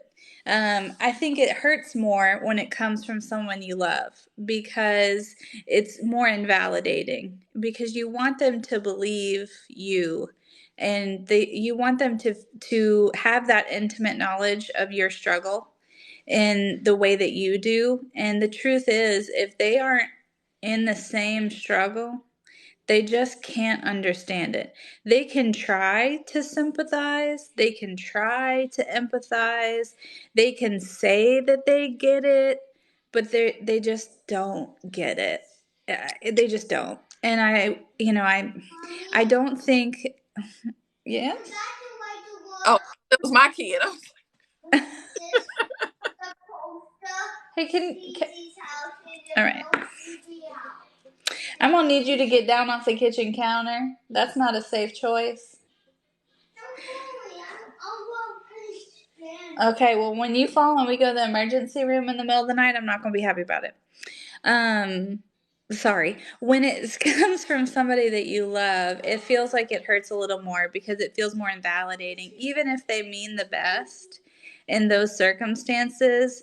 That statement of eat more, move, or eat more, eat less, move more is hurtful because you are most of the time already doing that.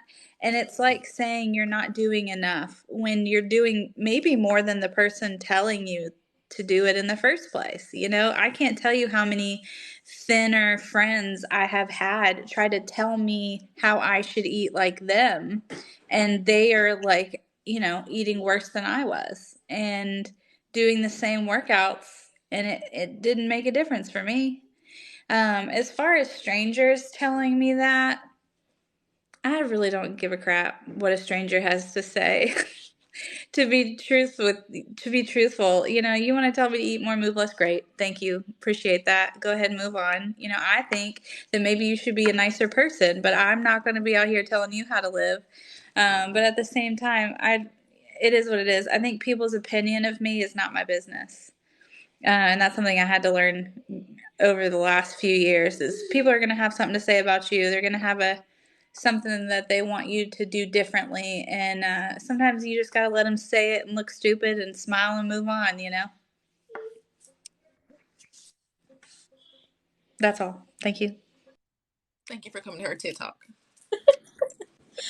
Um, so I saw a comment from Monica in the chat where it's like, the joke of like Hispanic families are pretty intense when it comes to this, like, and it's the truth, like, or at least like in I can only speak on my experience to be like in general, right? So it's like since you're little kind of situations, or at least for me, because I've been obese since I was a child, right? So it's kind of like, oh, you need to eat less, you need to go and play more, right? When I was little, or like when I got to become an adult, it's like you need to lose weight, you need to lose weight. But then you have the other side of the situation where you have like your abuelitas or your family or your tias, or in my case as well, my dad, where he would tell me that, but then one minute, then in one breath, but then in the next breath, take me to a buffet and then shame me for wanting to get a salad at the buffet, saying that that's not what I paid for. You need to go and eat all this other stuff because that's what I paid for. I was like, oh, I didn't ask to come here. Like I didn't have the choice. Like I was still like, this is like middle school time frame. Think about that. Like, so this is the mindset that I grew up in of like, well, you just said this and now you're telling me something different. So like, what do I do? So it's always this conflicting situation. And then like, same thing with family of like, food is love in like the Hispanic families, especially, where it's like, that's the equation of that. Like you eat my food because you love me. So, but then my parents also grew up in like true poverty. So it's, when we were growing up, they're like, finish all your food because you never know when the next meal is going to be. Right. So that's their mindset, and that's what we grew up with. So it's always the finish your plate, it's always the eat more, it's always this, right? So it's like, I'm sure other people have the same thing, right? So it's not just Hispanic families, I'm just speaking on that point, where you're like, okay, cool. But then on the other flip side of like, you need to lose weight, you're not, that's not healthy, it's not this, and it's like, well, shit. How do you expect me to do that with all this and like here, like, and I, knowing that my grandmother has been a diabetic for so long, but then I grew up truly like from baby, probably 5 years old, drinking cafecito and pan dulce with my grandmother, where it was basically more sugar and milk than it was coffee, right? But it's like, there's a reason I drink coffee like crazy to this day, because I've been drinking coffee since a child. But it's like, I've been having sweets and coffee. That was a tradition with my grandmother and my grandfather. Like, and that's a love language that I have with them. And so like relearning that's been crazy. So it's different for different people in my family. For my father, unfortunately, I know he means well. I do know that at his core, he means well. Just the way he speaks to anyone in life, it's very harsh. He's a very tough love type of person. And he doesn't understand that his words have an impact on people. It's not until you tell him something and then he gets mad, but then he never connects the two, right? Like, I also have to understand that my father only has an elementary education, and working through that he may not understand things that I tell him, right? So it is a lot. um that's been harder, I think, when it comes to family, of explaining like, I'm trying I'm trying to do everything that I possibly can. I'm the only one in my immediate family who grew up obese from being a child, like, um I don't know if, well, I do kind of know, right, because of therapy, but some of it relates to some other things that occurred to me as a child, right? Why I decided to turn to different foods for different coping stuff. Um, and so that's fine, right? But my sisters, my parents, like, they all didn't become obese until they were in their either 20s, or in my sister's cases, until they had children in their teen years, right? In their late teen years. So I'm like, no one has ever truly understood what it's like to be a child and be obese, and what that's like.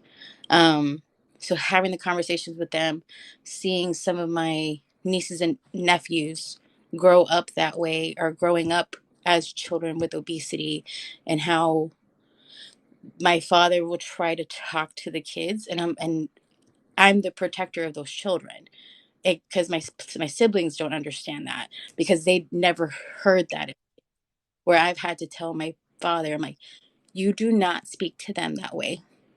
If you have a concern, then you speak to the parents. You do not speak to that child, because it's not that child's fault for anything that's happening in their life right now. They're not the ones feeding themselves. They're not the ones doing that. Like, that is a kid who's not even 10 years old yet. Do not effing talk to them that way. That's like, it's kind of crazy. But it's gotten to a point where now my dad knows never to speak to the children that way. And I'm wish he would learn to not speak to me this way. Um, but that's never going to happen. Um, so that's a whole nother concern. Um, with random people, I think it depends on how people approach it, right? It depends on your tone. Because if you're coming at me a wrong way, I'm gonna come at you the same, with the same energy, and provide you the education that you need, but not in a very nice way. So here you go. You can take it or leave it, however you want to do it. But I've had two conversations actually in the last week because of the 60-minute special, with one with my nail tech, and then two with a really good friend of mine who had seen it, had some thoughts and opinions that are what the normal public thinks. And I was like, oh, well, by the way, I'm on these medications. And I know plenty of other people who are on these medications. Well, yes, I'm a type 2 diabetic. Plenty of people are not. And this is why. So having those conversations and being able to see truly almost like that light bulb switch was like, yes, yes, I got somebody to fucking understand. Sorry, I ended up doing it. To finally understand what it's like, even though they'll never experience that. And I'm happy they'll never have to experience that in their life, right? But I'm happy that you heard me, you listened, and you are fully taking in the information that you get. That's the only thing that I can hope in the conversations that I have with people. So it just really depends on the person and how they're approaching it. Like, do you really want to be educated, or are you just being a busy? What's the conversation we're gonna have? But yeah. Yeah, I completely agree. For me, like we said, for me it's worse when it's family. Stranger, I don't care. Like I'm gonna pop off or you just get blocked, whatever, booted, whatever. It's no big deal. But like family is just like, especially when you try to explain it. Like it's different if it's like, okay, you're not learned. Let me help you. Let me fill you in with a little deets. But then when you try to explain it or expound upon it, it's like, oh yeah, I mean I get that, but look, I had to do it and it worked. And I'm like, do you have PCOS? First of all, you're a man, so you can lose weight when you sneeze. Okay, so you don't even experience the hormonal stuff that I got going on. But let's dig into it. Do you have PCOS? Are you insulin resistant? Like, do you have a binge eating disorder? Like, you are not the same. You know what I mean? And it's very liberating to remind them that, hey, what I walk through and what I struggle with, it is not something that you've ever had to struggle with. So you cannot even fix your lips to have this conversation with me.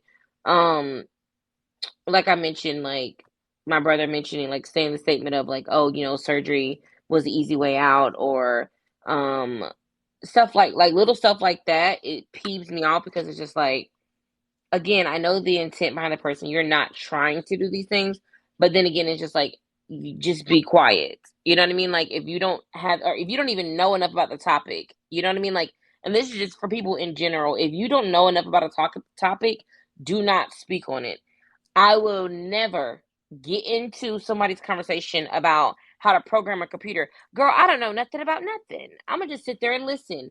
You're going to sound way more uneducated than what you really are. You know what I mean? So, just future references. If there's anybody out there in TV land, if you do not have any education on anything that you're speaking on, please be quiet.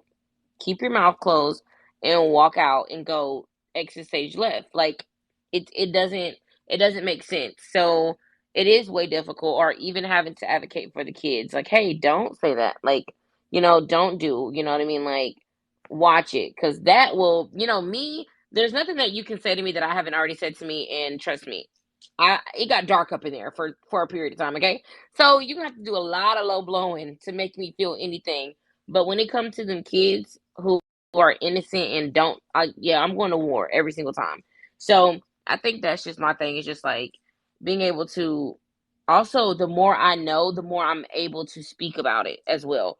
So like the more that excuse me, I'm a burpee girl. The more that I know, the more that I know about the situation, or more that I know about the medication, or obesity being a disease, and actually like grasping that whole thought of it, I'm able to like speak up and advocate. Because a lady at my church was like, so what are y'all gonna do when y'all stop taking these medicines? And I couldn't tell if she was giving very much Karen energy or if she was genuinely concerned. So I was trying to play it real cool because I was like, girl, house of God or not, I don't care. You're gonna find out. You're gonna get read real quick, okay? So I was like, okay, I'm gonna try to play it real nice and cute and just see what she. I was like, oh well, if you take someone's high blood pressure away from them, what's gonna happen? It's gonna be bad. They're gonna be in the ER. Okay, if you take someone's actual diabetic insulin and stuff away from them, it's not gonna. So this is the same thing that's gonna happen for me. It may be lifelong for this person who needs to lose 20 pounds and they only gained it because they had a few kids back to back. They may be good. You know what I mean? Like you may be straight, but for me, this just may be. Ellie, stop, please. This just may be something that yeah. So I was real easy to. Because I'm like, girl, be quiet. First of all, we don't even speak like that. For you to be asking me questions, hush, hush, ma'am. My sister, who we called the nurse, was like, oh, I'm so proud of you, like, for saying that. Like, you did really good. And I'm like, yeah. because TikTok University taught me what to say and what's really going on out there. Yeah, stop playing with me. But yeah, we just gotta advocate because I know it's hard though. But girl, I ain't going for it. I don't put up with and especially putting up with so much for so long. Like growing up as the little fat kid who just took whatever was given. So I was like, oh, now, baby, I got a voice. Oh, I'm finna be loud. Like we said, I'm finna be loud. You finna get sick of me, baby. So, yeah, that's it.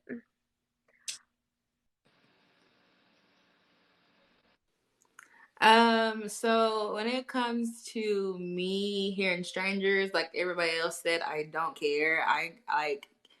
I don't care at all. But as far as family goes, I think it's important to one educate them, so they can kind of know what you're going through.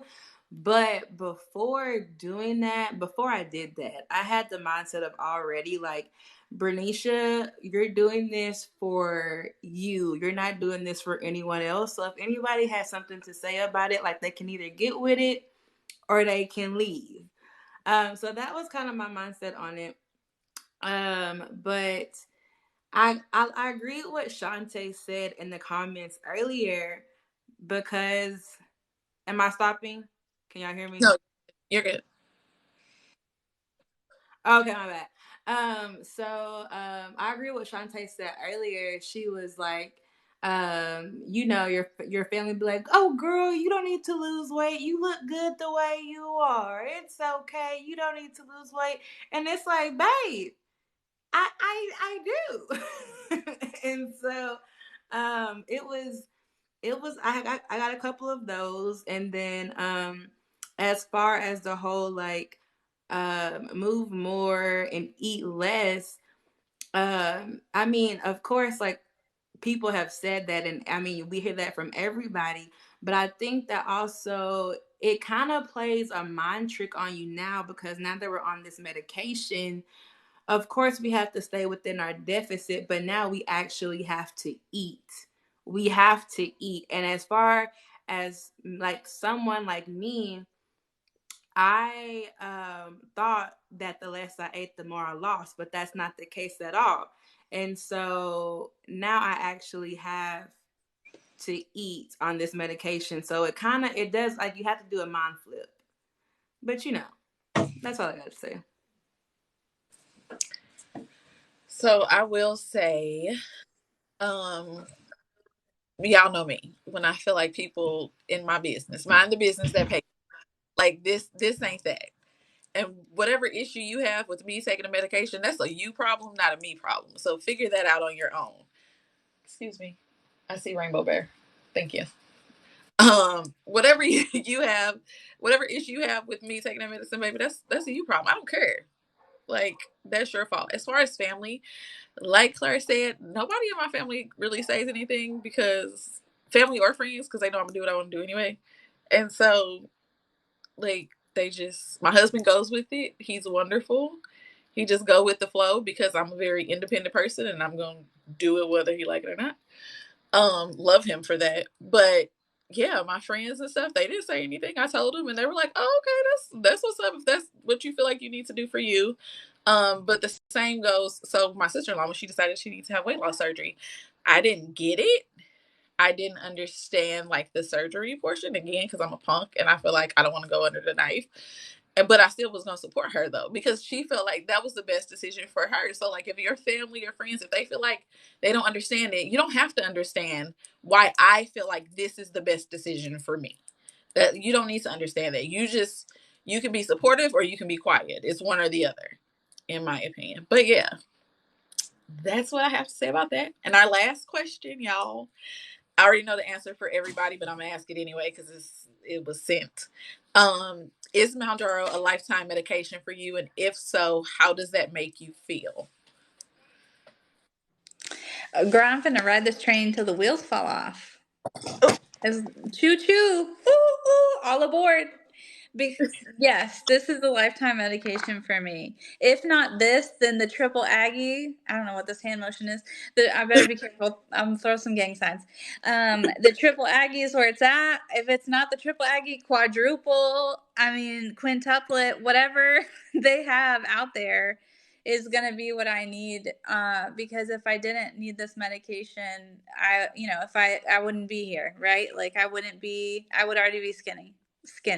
I would already be having the body composition that was healthy for me.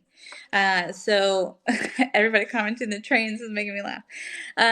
So for me, it's lifelong. I'll keep it short and sweet. It's lifelong, and I'm happy as hell about it. Couldn't be happier. Thrilled, even. Shoot me up. Every Sunday, shot day for life. Where's my Sunday shooters at? Sunday shooters, you're the ones. Girl, we're gonna be like, this Week is week 90, period. week 90 Girl, weight I loss. couldn't unmute my mic fast enough to say that. Week 148. Hey Week 90. friends. I'm gonna So change I'm my down to yeah, stop playing with us. I'm gonna change my username to Annie Lost It because it was over, but I'm still in the shot. You know, Hashtag Annie maintaining it. right, Yeah. Stop right, playing with her. Stop yeah. playing with her. I love y'all.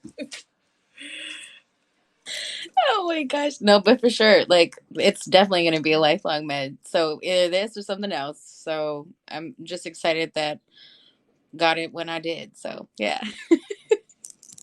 Absolutely. I love all the trains. Yeah, so definitely probably lifelong. A lifelong medication. At first, like I said, like I was kind of like, dang it, like I wish I could have just done this by myself. Like I wish I didn't have to, resort to this. But it's like now I'm like, okay, yeah, baby, thank God I found something.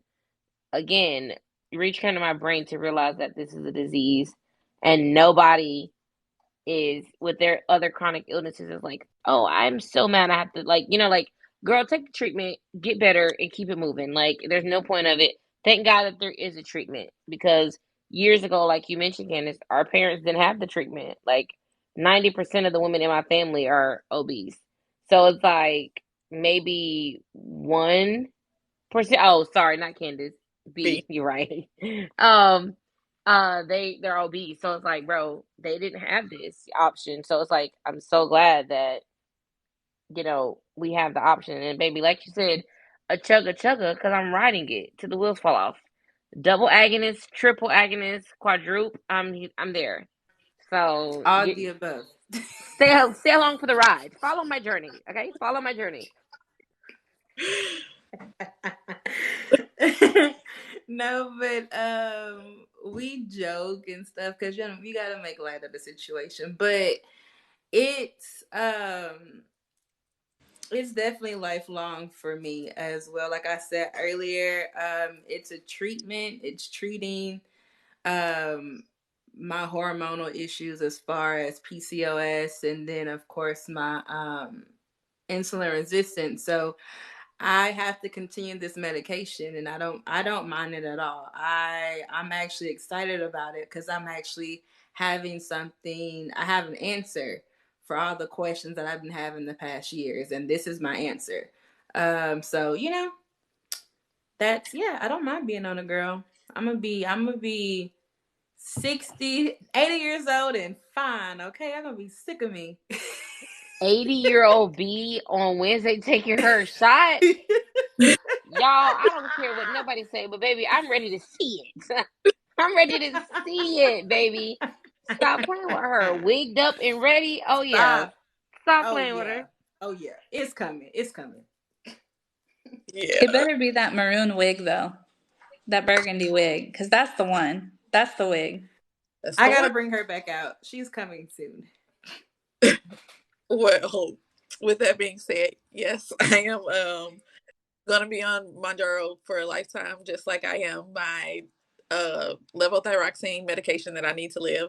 And if it ain't Monjaro, it's gonna be something else. Well, I already got the Wegovy Savings card downloaded, so it's gonna be something sit there to help me. So yes, I am on it for a lifetime, and I'm blessed to be able to have it and have access to it because not everyone does. And so I'm happy about it. But yeah, so ladies, that it was the last question. Thank you so much, you beautiful people. You guys are amazing. Annie, I can listen to you talk all day. I love how passionate you get. But also Oh no, for sure. she be trying to run the top of her head. like, wait a minute, let me figure it out. But and then we have the comments for questions if y'all have any. Yeah, I did see a few people say something about questions, Do y'all but I by don't any know if they're still in here. uh, do y'all have time for like one more like situation that was mentioned in the chat? Yeah. So, and the reason I bring it up is because like April just mentioned how like her family Yes. asked her like to not speak on her weight loss because there are other people who are overweight or obese who make that they are feeling like they are not. I'm sorry, April. I'm gonna butcher this right because this is just how I remember it, and it's kind of far up. Like that they don't feel like That they're not of accepted or something to that effect. Yeah. like that.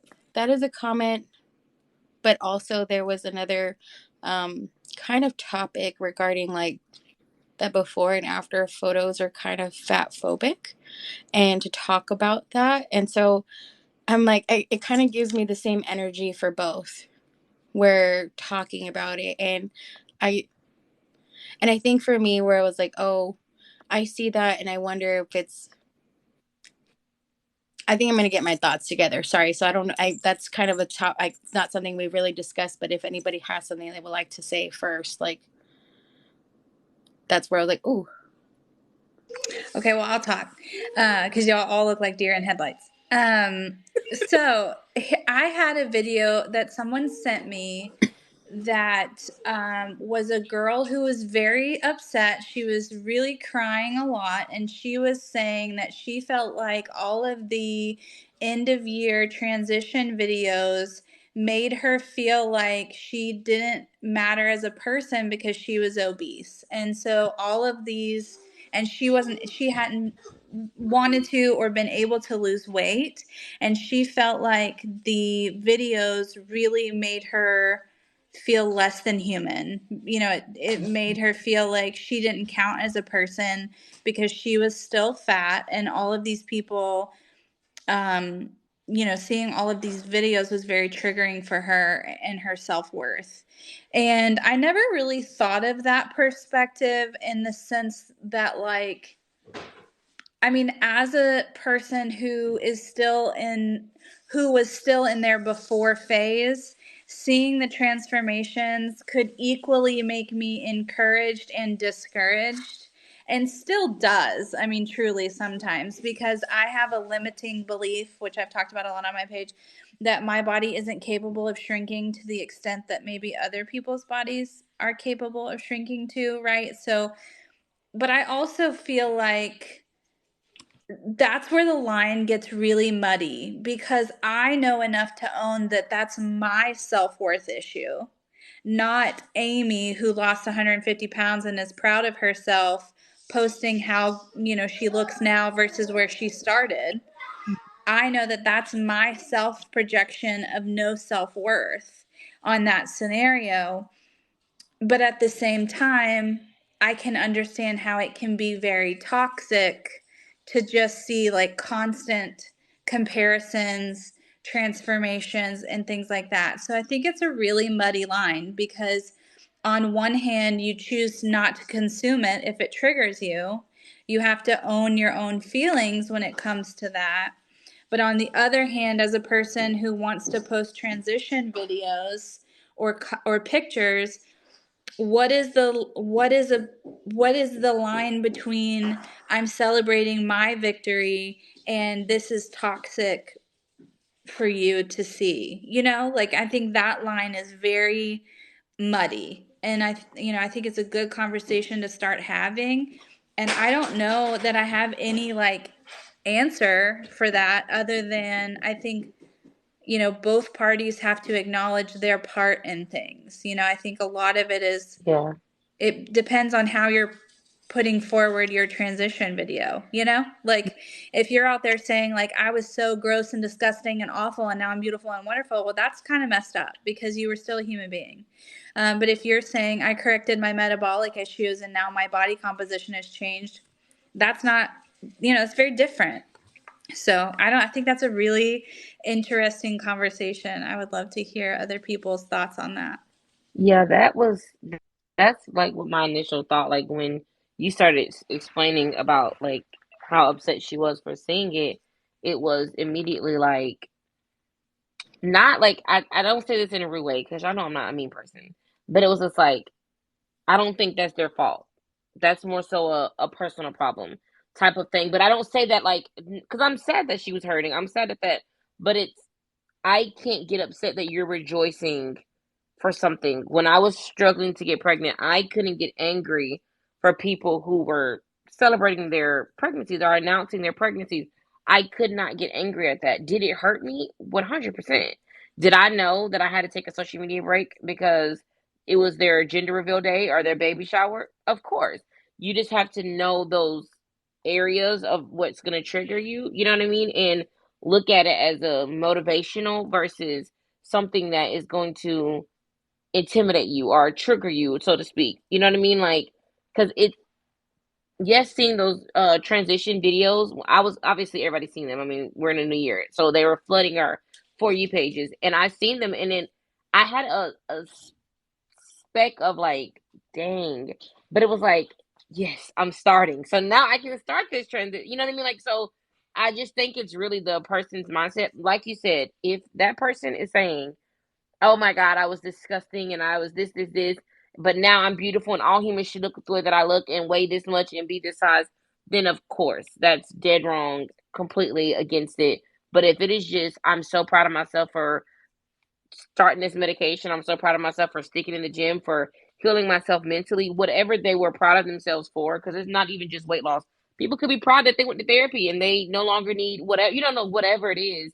We don't look at that as a negative, but just look at it, the fact like, oh my gosh, they were able to do it. Let me find out a way to do this too. Like, well, maybe, haha, that was your what I eat in a day face. Sorry. This- but but yeah, it's just like, I think, but it's definitely a conversation to have. But I also feel like, just in reference to April's comment about her not being able to speak on it, if April was walking around, which we all know April, and this is not what she's doing, but if April was walking around like, ill, oh my God, you eat that much, you're disgusting. You, look at the pants, look at this, like, then it's like, okay, girl, you're doing too much. You gotta go. But if Mhm. it's just, oh my God, yeah, I'm so proud of myself. Like, I did X, Y, and Z, blah, blah, blah. That's like telling somebody they can't be happy about a promotion they got because homeboy is flipping patties at McDonald's. Or, you know, which, no shade to McDonald workers, but I'm saying, if they're trying to get to the promotion status, you know, like, I just, that's just my area with it. It's just like, I can't tell you not to celebrate what is worthy of celebration for you. That's just Mhm. not fair. But I mean, I can Mhm. understand it, but it's definitely some more internal stuff, and definitely like probably therapy and stuff that probably needs to happen Mhm. if they're feeling that way about seeing that. Especially like you said, in such a negative way of how she said, like, I feel like I'm not worthy, I feel this, like, horrible, all these, harsh words. So yeah, I think that's just my I thought had process on it. seen I had seen someone I was on somebody's TikTok and they had commented and it was like, your before and after pictures are fat phobic. And I was like, huh, that's crazy. It wasn't my post, it was somebody else's post. But I was just like, I can get how people would think that, but it's not like it's not like we didn't come from being obese. And I'm not saying like we've always like we've been there and I'm still there. I'm not in my after. I'm still very much in my before. So it's not like I don't understand it and I don't get it, because I do. But one thing my mom always told me is to never dim your light so someone else's light can shine. So definitely it's okay to clap for yourself. It's Mhm. okay to be proud for yourself, because this is hard. Like we said earlier, it's hard. So I mean, in that same breath, like, I get it, we want to be mindful of other people's feelings, but at the same time, the more that we share, the more that we're proud of ourselves, the more it can help someone. And so that, just keep that in mind. That's all I gotta say. So I have two. One out people might not like. So I have two thoughts on this. A, my first thought, and this is my thought. life and everywhere is you cannot be wrong for feeling the way you feel Hmm. because your feelings are inherently yours. How you perceive that is within. So you can't be wrong. I might not agree with it, but you can't be wrong. That you just can't. So with her feeling the way she feels, like that's your feelings, and I'm sorry that you feel that way. I'm sorry that you feel that way. I'm sorry that you feel like we're being fat phobic or people with their before or after feeling fat phobic. Like I get that, and I'm sorry that you feel that way. But at the same time, you have to understand that this person is proud of what they've accomplished, and by you sitting here telling them you're being fat phobic because I'm showing you my difference and I'm showing you the hard work that I put in, the dedication that I had over this last year to get to where I am now, is essentially saying that I should back off and not be proud of myself. I shouldn't show the world this. I shouldn't show the world the hard work I put in or the dedication that I had during this time. And I think that that's total bullcrap. Like if you feel offended by it, then maybe you need to unfollow that person. Like I'll follow somebody out here and they'll be living a life similar to mine, going to work and stuff, and then all of a sudden they don't work and they sit home and they go on all these trips, and I'm unfollowing you because I can no longer relate to you. I can't relate to you in that aspect. So if that person is where they are and you feel like you're hurting there, unfollow them. It's a button. It don't follow the hashtag, block the person, whatever you need to do. So that's a you issue and not a them issue. Yeah. They had fun and they enjoyed their transition and they got to where they wanted to be, or they're still where they want to be, and they deserve to celebrate that. I don't think there's anything wrong with celebrating what you've accomplished, and it's not fat phobic. Like, because like Annie said and everybody else reiterated, it's not like I'm saying, oh, it's not like she was saying, oh, I was so disgusting and I had all this body fat and I've lost this percentage. No, she's saying I did this, I worked my tail off, or I ate what I needed to eat and I fought these food voices or whatever to get to where I am now. And I am proud of that and I am showing that. Yeah. But anyway, I think that's why it's so important to understand the mental health growth that also should and can occur with physical transformations. Like not everybody goes through that because we've definitely seen some people who've become, straight size and have definitely shown some fat phobic situations. Like, BZ, you were just there 2 years ago. I don't know what you're talking about. Like, you know how hard it is. I don't know why you like this. Like, excuse me, rude. Anyway, but there's some people who do go that route. But there's other people who where like, and this is why it's so important for me in this platform situation and explain, and including for myself, like this is something I have to learn for myself, is like I want to love myself and my body and what it is today, tomorrow, and the future, and in the past for as much as I can, because I haven't always loved myself, and that's honestly a struggle, right? Just because of years and years of trauma, to be honest. So we working through it. But like that's something that's so important, and why I want more people, especially in like who engage with those of us who are here, to have to see that, to say, I am proud of my body doing X for me today. I am happy about my smile today. I am happy that my legs took me from here to there today. Even if that meant like it just took me to the mailbox, and BZ, it took me to the jam mailbox. I'm so happy about that, right? Like finding something that you love about your body every step of the way. Because if you don't do that, it doesn't matter if you're going to be straight size at some point in time. Like that just because you're straight size doesn't mean that it's going to switch is going to flip and you're going to finally love yourself. That's not how it works. Like, because we see a lot of people who don't love themselves even though they've lost that weight. So I think that's what's really important, and some things that for me personally I'm going to start working on, at least regarding some of the challenges I want to do for the upcoming months. But yeah, sorry, thank you for indulging me with that question and topic. Sorry, but I had to boot somebody. I Oh, saw it on my way to Girl, what? booted. Somebody being a dookie head. But also like when I don't celebrate those moments, like the video that I posted with the audio, and it said, if somebody sees me like this, then they won't feel alone.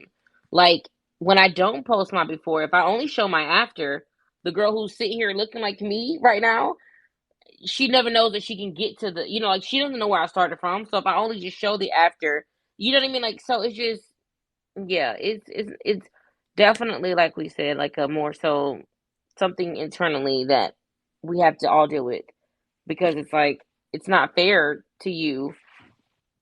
Please, what are y'all talking about in the chat? Get so excited when I see people's transformation because I'll be like watching April or watching Kelsey, for instance, and other people. Like I see them in their transformation, like at the beginning and then at the end, and I'm like, girl, I'm on that road too. I'm gonna get there too. Period. I'm on my way there, baby. Like, hold on, I'm coming, I'm gonna catch up. But Okay. like, because we're all gonna be there in the end, so I'm gonna celebrate that for them. Like, I'm proud of you. If you're not proud of you, I'm proud of you for doing what you need to do and getting where you're trying to go, and you're on the road, and I'm supporting any way I can. Yes, and it's so not fair. I'm sorry. Because it's like there's been so many times where I wasn't proud of myself. Or there's been so many times where I didn't celebrate myself. Or there's so many times where I didn't feel worthy of celebration. So now that I'm ready to celebrate and to pop off and talk my talk, oh, I'm gonna do it. And I don't do that to hurt you. I don't do that to be like, oh, I'm forgetting about the little people. No, baby. I'm letting you know that this is obtainable. This is B. Shut up with the emojis, bro. She's taking me she pisses me off. You're not gonna take that from me. Like that's not fair. I'm finna celebrate this. You know what I mean? Like, so it's just like I get and I sympathize for the people, even because I see somebody say in the chat, like, it is hard, especially like when you're stalling and people see that you're in like I post that I'm losing or somebody posts that they're losing, and then this was the week that you stalled. And it's like I get that 100%. Because, honey, well, I haven't stalled, but I've lost 0.2 pounds before. Or, you know what I mean? So I get that. It's seeing that. It's just like, what's going on? 100%. But it's also like, you don't know if, are we, we use the people who've been on it longer than us. You don't know if they had a stall before. You don't know if they even gained. So it's just like, this is your journey. And realizing that I gained 3 weeks out of yeah, like I'm sorry, I was like, wait, Annie's saying something. Yeah, and it's just like people don't people don't see that. You know what I mean? Like they just see you only see the yay, yay, yay. And that is why I love a lot of this community because they show, hey guys, I'm a little sick and I'm pissed. I didn't lose or I gained. That is okay to show that because those are feelings that you are validated to have. You have every right to feel that way. But it is like we don't stay there. We're encouraging you to say, "Hey, this can happen." Like we all say, this is not something that's gonna stay like this, baby. It's going up, down, roundy round, loop de loop, babe. It's getting very much Disney World, okay? And clap exactly, clap for me while I'm succeeding. And baby, when it's your turn, I'm gonna be the loudest one in the stand. And I just think that's what we have to realize is like falling in love with your journey. Fall in love with your journey, whatever that looks like, whether that is you're losing point this or you're right at the healthy 2 pounds a week. Whatever that looks like, fall in love with your process. This is your journey. Only you can walk this. Nobody else can. And make it as beautiful as you can. Because I know for me, a lot of my life and a lot of the journeys that I walked through were not beautiful. They were miserable. I was upset that I had to walk those journeys. I was upset that this was my truth that I can't have a baby. I was upset that I was the obese one in the family from a young age. I'm upset about that stuff. And those journeys were ugly for me. But now it's like, hey, this is my truth, but I'm gonna fix it. This is my truth and I'm gonna enjoy it while I can, babes. Like it's as simple as that. So there's my ramble. Yeah, and it's funny because I was looking at April's video, the one that I told y'all I boohooed to when she was holding up those shorts and she was like, I can't believe I used to fit in these. And then she leans down and she like starts to get teary eyed. And she was like, I wanted to give up so many times the weeks that I stalled. She was like, whatever you do, do not give up. And that was the night I was ready to give up. And I was like I felt like she was talking to me. She was like, don't give up because she was like, I stalled this amount. I had weeks that I gained. And I was like, yeah, because we see that. And one thing I know is that if I text one of y'all or inbox one of y'all, it's like you got your own hype team when you come on Mount Jaro Talk. Like when you get here and you like, this sucks. Like I can't do this anymore. If it ain't B, Casey, Britt, Ariel, Misty, Annie, anybody, you message them. They're gonna be like, girl, you got this. It's okay. And they're gonna walk you through it. And I love that wholeheartedly because I know when it comes to that when I message y'all, oh, I love it. When when it comes to that, like y'all gonna be there and y'all gonna be like, nope, boo, you got it. And I feel like that's for anybody. So if you are in this community, you in the comment section, and you feel like you can't see that, girl, go on somebody post and be like, oh, I stalled. They gonna message you back and be like, boo, we got this. Like, and they're gonna hype you up. Yes. Or No even if facts. you're in the Stall live how? right How much now, is a stall? You need to eat. listen, don't let B know it's not your official weighing day because she gonna rip you to shreds, honey. She gonna rip you Oh, to always. shreds. Or even if you are somebody in the chat right now, I would even touch on like what Candace was saying. If you're somebody in the chat right now who is struggling because you're not losing as much as you think somebody else is losing, or you're stalled, or you feel like it's not working, or you're just triggered by the whole nine, and you're not in the place mentally that you want to be, or that you think that we all are. Because girl, I'm still fighting for my life over here, so don't think we're all perfect because we up in these little boxes, okay? But we just really do want to encourage you, like keep fighting, like keep fighting. Right, one of us, a lot of these amazing ladies in the chat definitely can help. B, can you cut your camera off? Dang, you're over here laughing and you know it's gonna distract me. So, but yes, I'm over here trying to give this beautiful motivational speech. I'm trying to help these people out, and y'all over here playing. Yeah, please, thank you. But yeah, don't give up. Keep fighting. You got it. Because, like Candace said, like, you're going to look back on this because we've given up too many times. We started on too many Mondays, honey. You know what I mean? Like, keep going and do not. You're worthy of this journey. You're worthy to continue to see this through. If you need help, write some one of us, comment on something. Because, baby, one thing about Annie and me, we're going to have a full conversation in that comment section. Because we're Mhm. confusing the algorithm, okay? So if you need an essay, Bookie Butt, I got you, okay? Mhm. So just reach out. Like, you got it. It's literally a community that is rooting you on, pushing you forward. Like, girl, not me trying to say all this stuff like I'm deep in it. I'm not an OG, y'all. I'm only 12 weeks in, but still, like, you know what I mean? Like, y'all got it. Like, really, we're gonna do this. We're gonna do amazing. While we're touching on it, I just want to say to the people here that healthy and sustainable weight loss is half of a pound to 2 pounds per week. It is not more than that. Okay, so if you're mad at yourself because you lost zero point 0.7 pounds this week, don't be silly. Okay, you're losing at a perfectly great rate. And ultimately, if we come out of this and lose so much weight that we lose our hair, we hurt our organs, we lose our muscle mass, we have brittle bones, then it was for nothing because we didn't get healthier. We just added on problems. And also, if you don't promote yourself, no one else will. So I just made some videos on this on my feed. If you get Period. bored, go watch Period. them, please. I could use the help. TikTok don't like to show anybody's content anymore. But it is so important that people have realistic weight loss expectations because there are people who just naturally are going to drop weight faster than other people. And if you're someone who's losing half a pound a week, if you lost 1 pound every week for a year, you are going to be over 50 pounds lighter by the end of that year. That And is a girl, whole third grader. I mean, not really. I think it's actually like, yeah, no, it's probably like a second grader at least. Mm-hmm. it's a So, child, I can tell you that. yeah, it sure is. Uh, so that's a lot, you know? Yeah. And also to look at your average loss, like Mm-hmm. especially if you have a week where you've stalled or you've gained, like look at your average loss. If you don't know how to like do that, then that's okay. There's free apps for that, like Happy Scale. Like look at your average for those few weeks. Like that's gonna be very beneficial for you to kind of keep that. That helps me, especially with low low times where I'm like, okay, but I'm still averaging a pound and a half this month. So that's what's really important to remember. And then for those of us who are diabetic, remember like the medicine's first job is to fix your A1C and your glucose level. That's what it's Mm-hmm.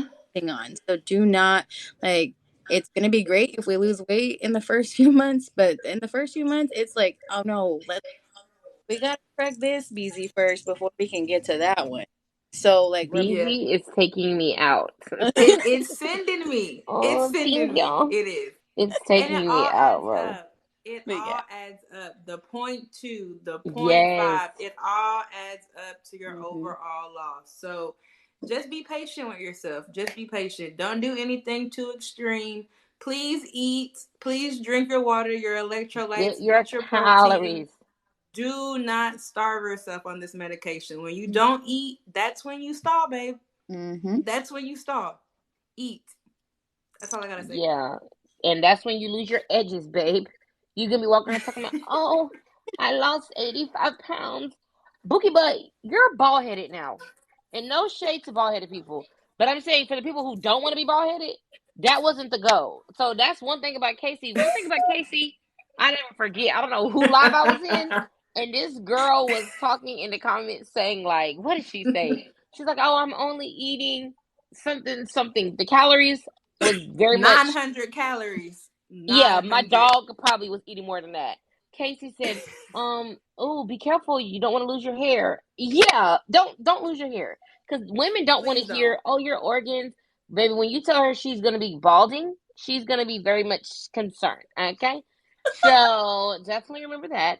You need at least 1,300 calories just for your organs. Okay? Just for your organs. This is not me speaking. This was a nutritionist, I want to believe. It was on that Cool Casey's page. Find it, locate it. I repost it every chance I get, anytime I see it. You need that. Please find your calories. Oh, baby, I thought that person I was like, said I eat 600 calories a day. I was like, oh, baby. Oh, baby, this got me stressing. Okay? But no, yeah. Make sure you guys eat, hydrate, protein. It's definitely weird just because we went from thinking we couldn't eat to lose, but now, girl, we gotta eat. You know what I mean? So, baldophobia, please stop. Don't get me canceled. I'm just starting to make it. sure. Yeah. But I love you, ladies. Love you too. I'm not eating much. Losing. Girl, eat. Yeah, exactly, April. You gotta eat. Thank you guys for having me. I gotta go put my kid in bed before he jumps off the countertops like he was earlier. Oh, we love that. We love a little Spidey. Lord, he's not even that good at like doing stuff like that. You know, he's not. If he could land on his feet, that'd be one thing. But he was. It's just not gonna Giving work out. Anyway, reckless thank you for so sure. so much for having me. I appreciated it so much. No, It was thank so you so much fun. for hanging with us. Thank Always you so much, Candace, for putting having it. us and putting it into motion. Yeah, Good girl. night, Candace, Annie. listen, Candace, are you a Virgo? No. No, okay, because you give off Virgo energy, how organized you are. This girl sent me a list of stuff with all the details in one message. I was like, damn, okay. Bro, that's so funny. Love All it. right, y'all. I'll talk to you later. See you Talk to later. you Bye. later. Bye, Annie. Y'all also want to know a fun fact? What Annie loves voice memos like I do. Does he? Literally the whole entire. Oh my god, what's happening to the screen? Okay, I see it now. Yo, I did not Literally, mean to leave. you not just you leaving ah, us. It's okay if you were done hanging out with us. Just say that, I didn't mean to. I'm goodbye. sorry. bro. Me and Annie's Hmm. entire thread is voice memos, y'all. Like, who's texting? I have an iPhone. Oh, If you have an same. iPhone, oh, I'm talking, babe. So y'all better get used to it because that's what I'm gonna do every single time. Love it. Hi, Mystery. Thank you for coming. Bye. I want to call you up for not saying goodbye. Yeah, because she sure just hopped off talking about. Okay, I gotta go. I I'm gonna just blame it on my didn't Wi-Fi. mean to. I'm gonna just blame it on my power going out. I'm gonna Oh just my blame it. god. I didn't mean to. I do have to eat dinner though, so I I gotta go may eat hop off in a little bit. But I didn't mean to say bye. I mean, I didn't mean to hop off like that. No, you're okay. Yes, Brooklyn. Brooklyn said it's the voice notes for me. Oh, baby, I'm gonna send them. So all the time. settle down and get ready. What's for dinner? But What's for dinner? Burgers. One of your famous burgers, Casey. Hey. Oh, Makery. Are you talking about my Good super night, bro. situation. I don't know what's going on. Honestly, I think at this point it is a reaction to 10, which is fun, which is why I'm like downing down medication and Pedialyte, and it had chamomile and mint tea. Literally all the things people recommended in that chat. We're gonna try them all. We're trying them all. I want a good night's sleep for the first time since Friday night. That would be wonderful. I'm sick. Thank you, Shay. All right, ladies. I gotta go eat. Alrighty. Candace, I'll text you about getting it uploaded so that way we can put it on the different I link. was gonna say, not y'all texting without us. Don't ever talk about y'all got a private conversation. But okay, It's a YouTube stabs. I guess I'll settle down. Oh man. Alrighty. Y'all have a great night. Good night, All right, friends. good Thank you guys night. for everybody who joined and hanged out with us. And Yes, and for the gifts and Yeah. all of that. oh yeah, love that. If All you the guys ones are not following any of these beautiful ladies, and Annie. Go, follow them. They're go, great. And Annie. She gone, but Oh yeah, and Annie Annie. Not her cutting the camera on when it's time for the follow. Bye, D. I'm not playing with and you. Bogan. She said, "Oh, follow, yeah." And look, let me cut my camera on. Y'all know I had to go pee. I drank a whole Stanley. Oh, Okay, let's baby, clap you know because I I'm drank a whole pissy. Stanley. I drank a whole Stanley while we Period, went live, so I had to go baby. pee. But listen, she's gone too, and I'm pissy as we speak. I was like, Girl, "Okay, guys, I bye." couldn't hold it no more. I couldn't Girl, hold it I no more. sure I was took like, a girl, I gotta break go. when we were talking. I said, "Baby, let me mute this mic and cut this camera off," cause I Mama's had a to run. I yeah. had to run. You already know, pissy queens, babe. Okay, bye, friends. Bye. Bye.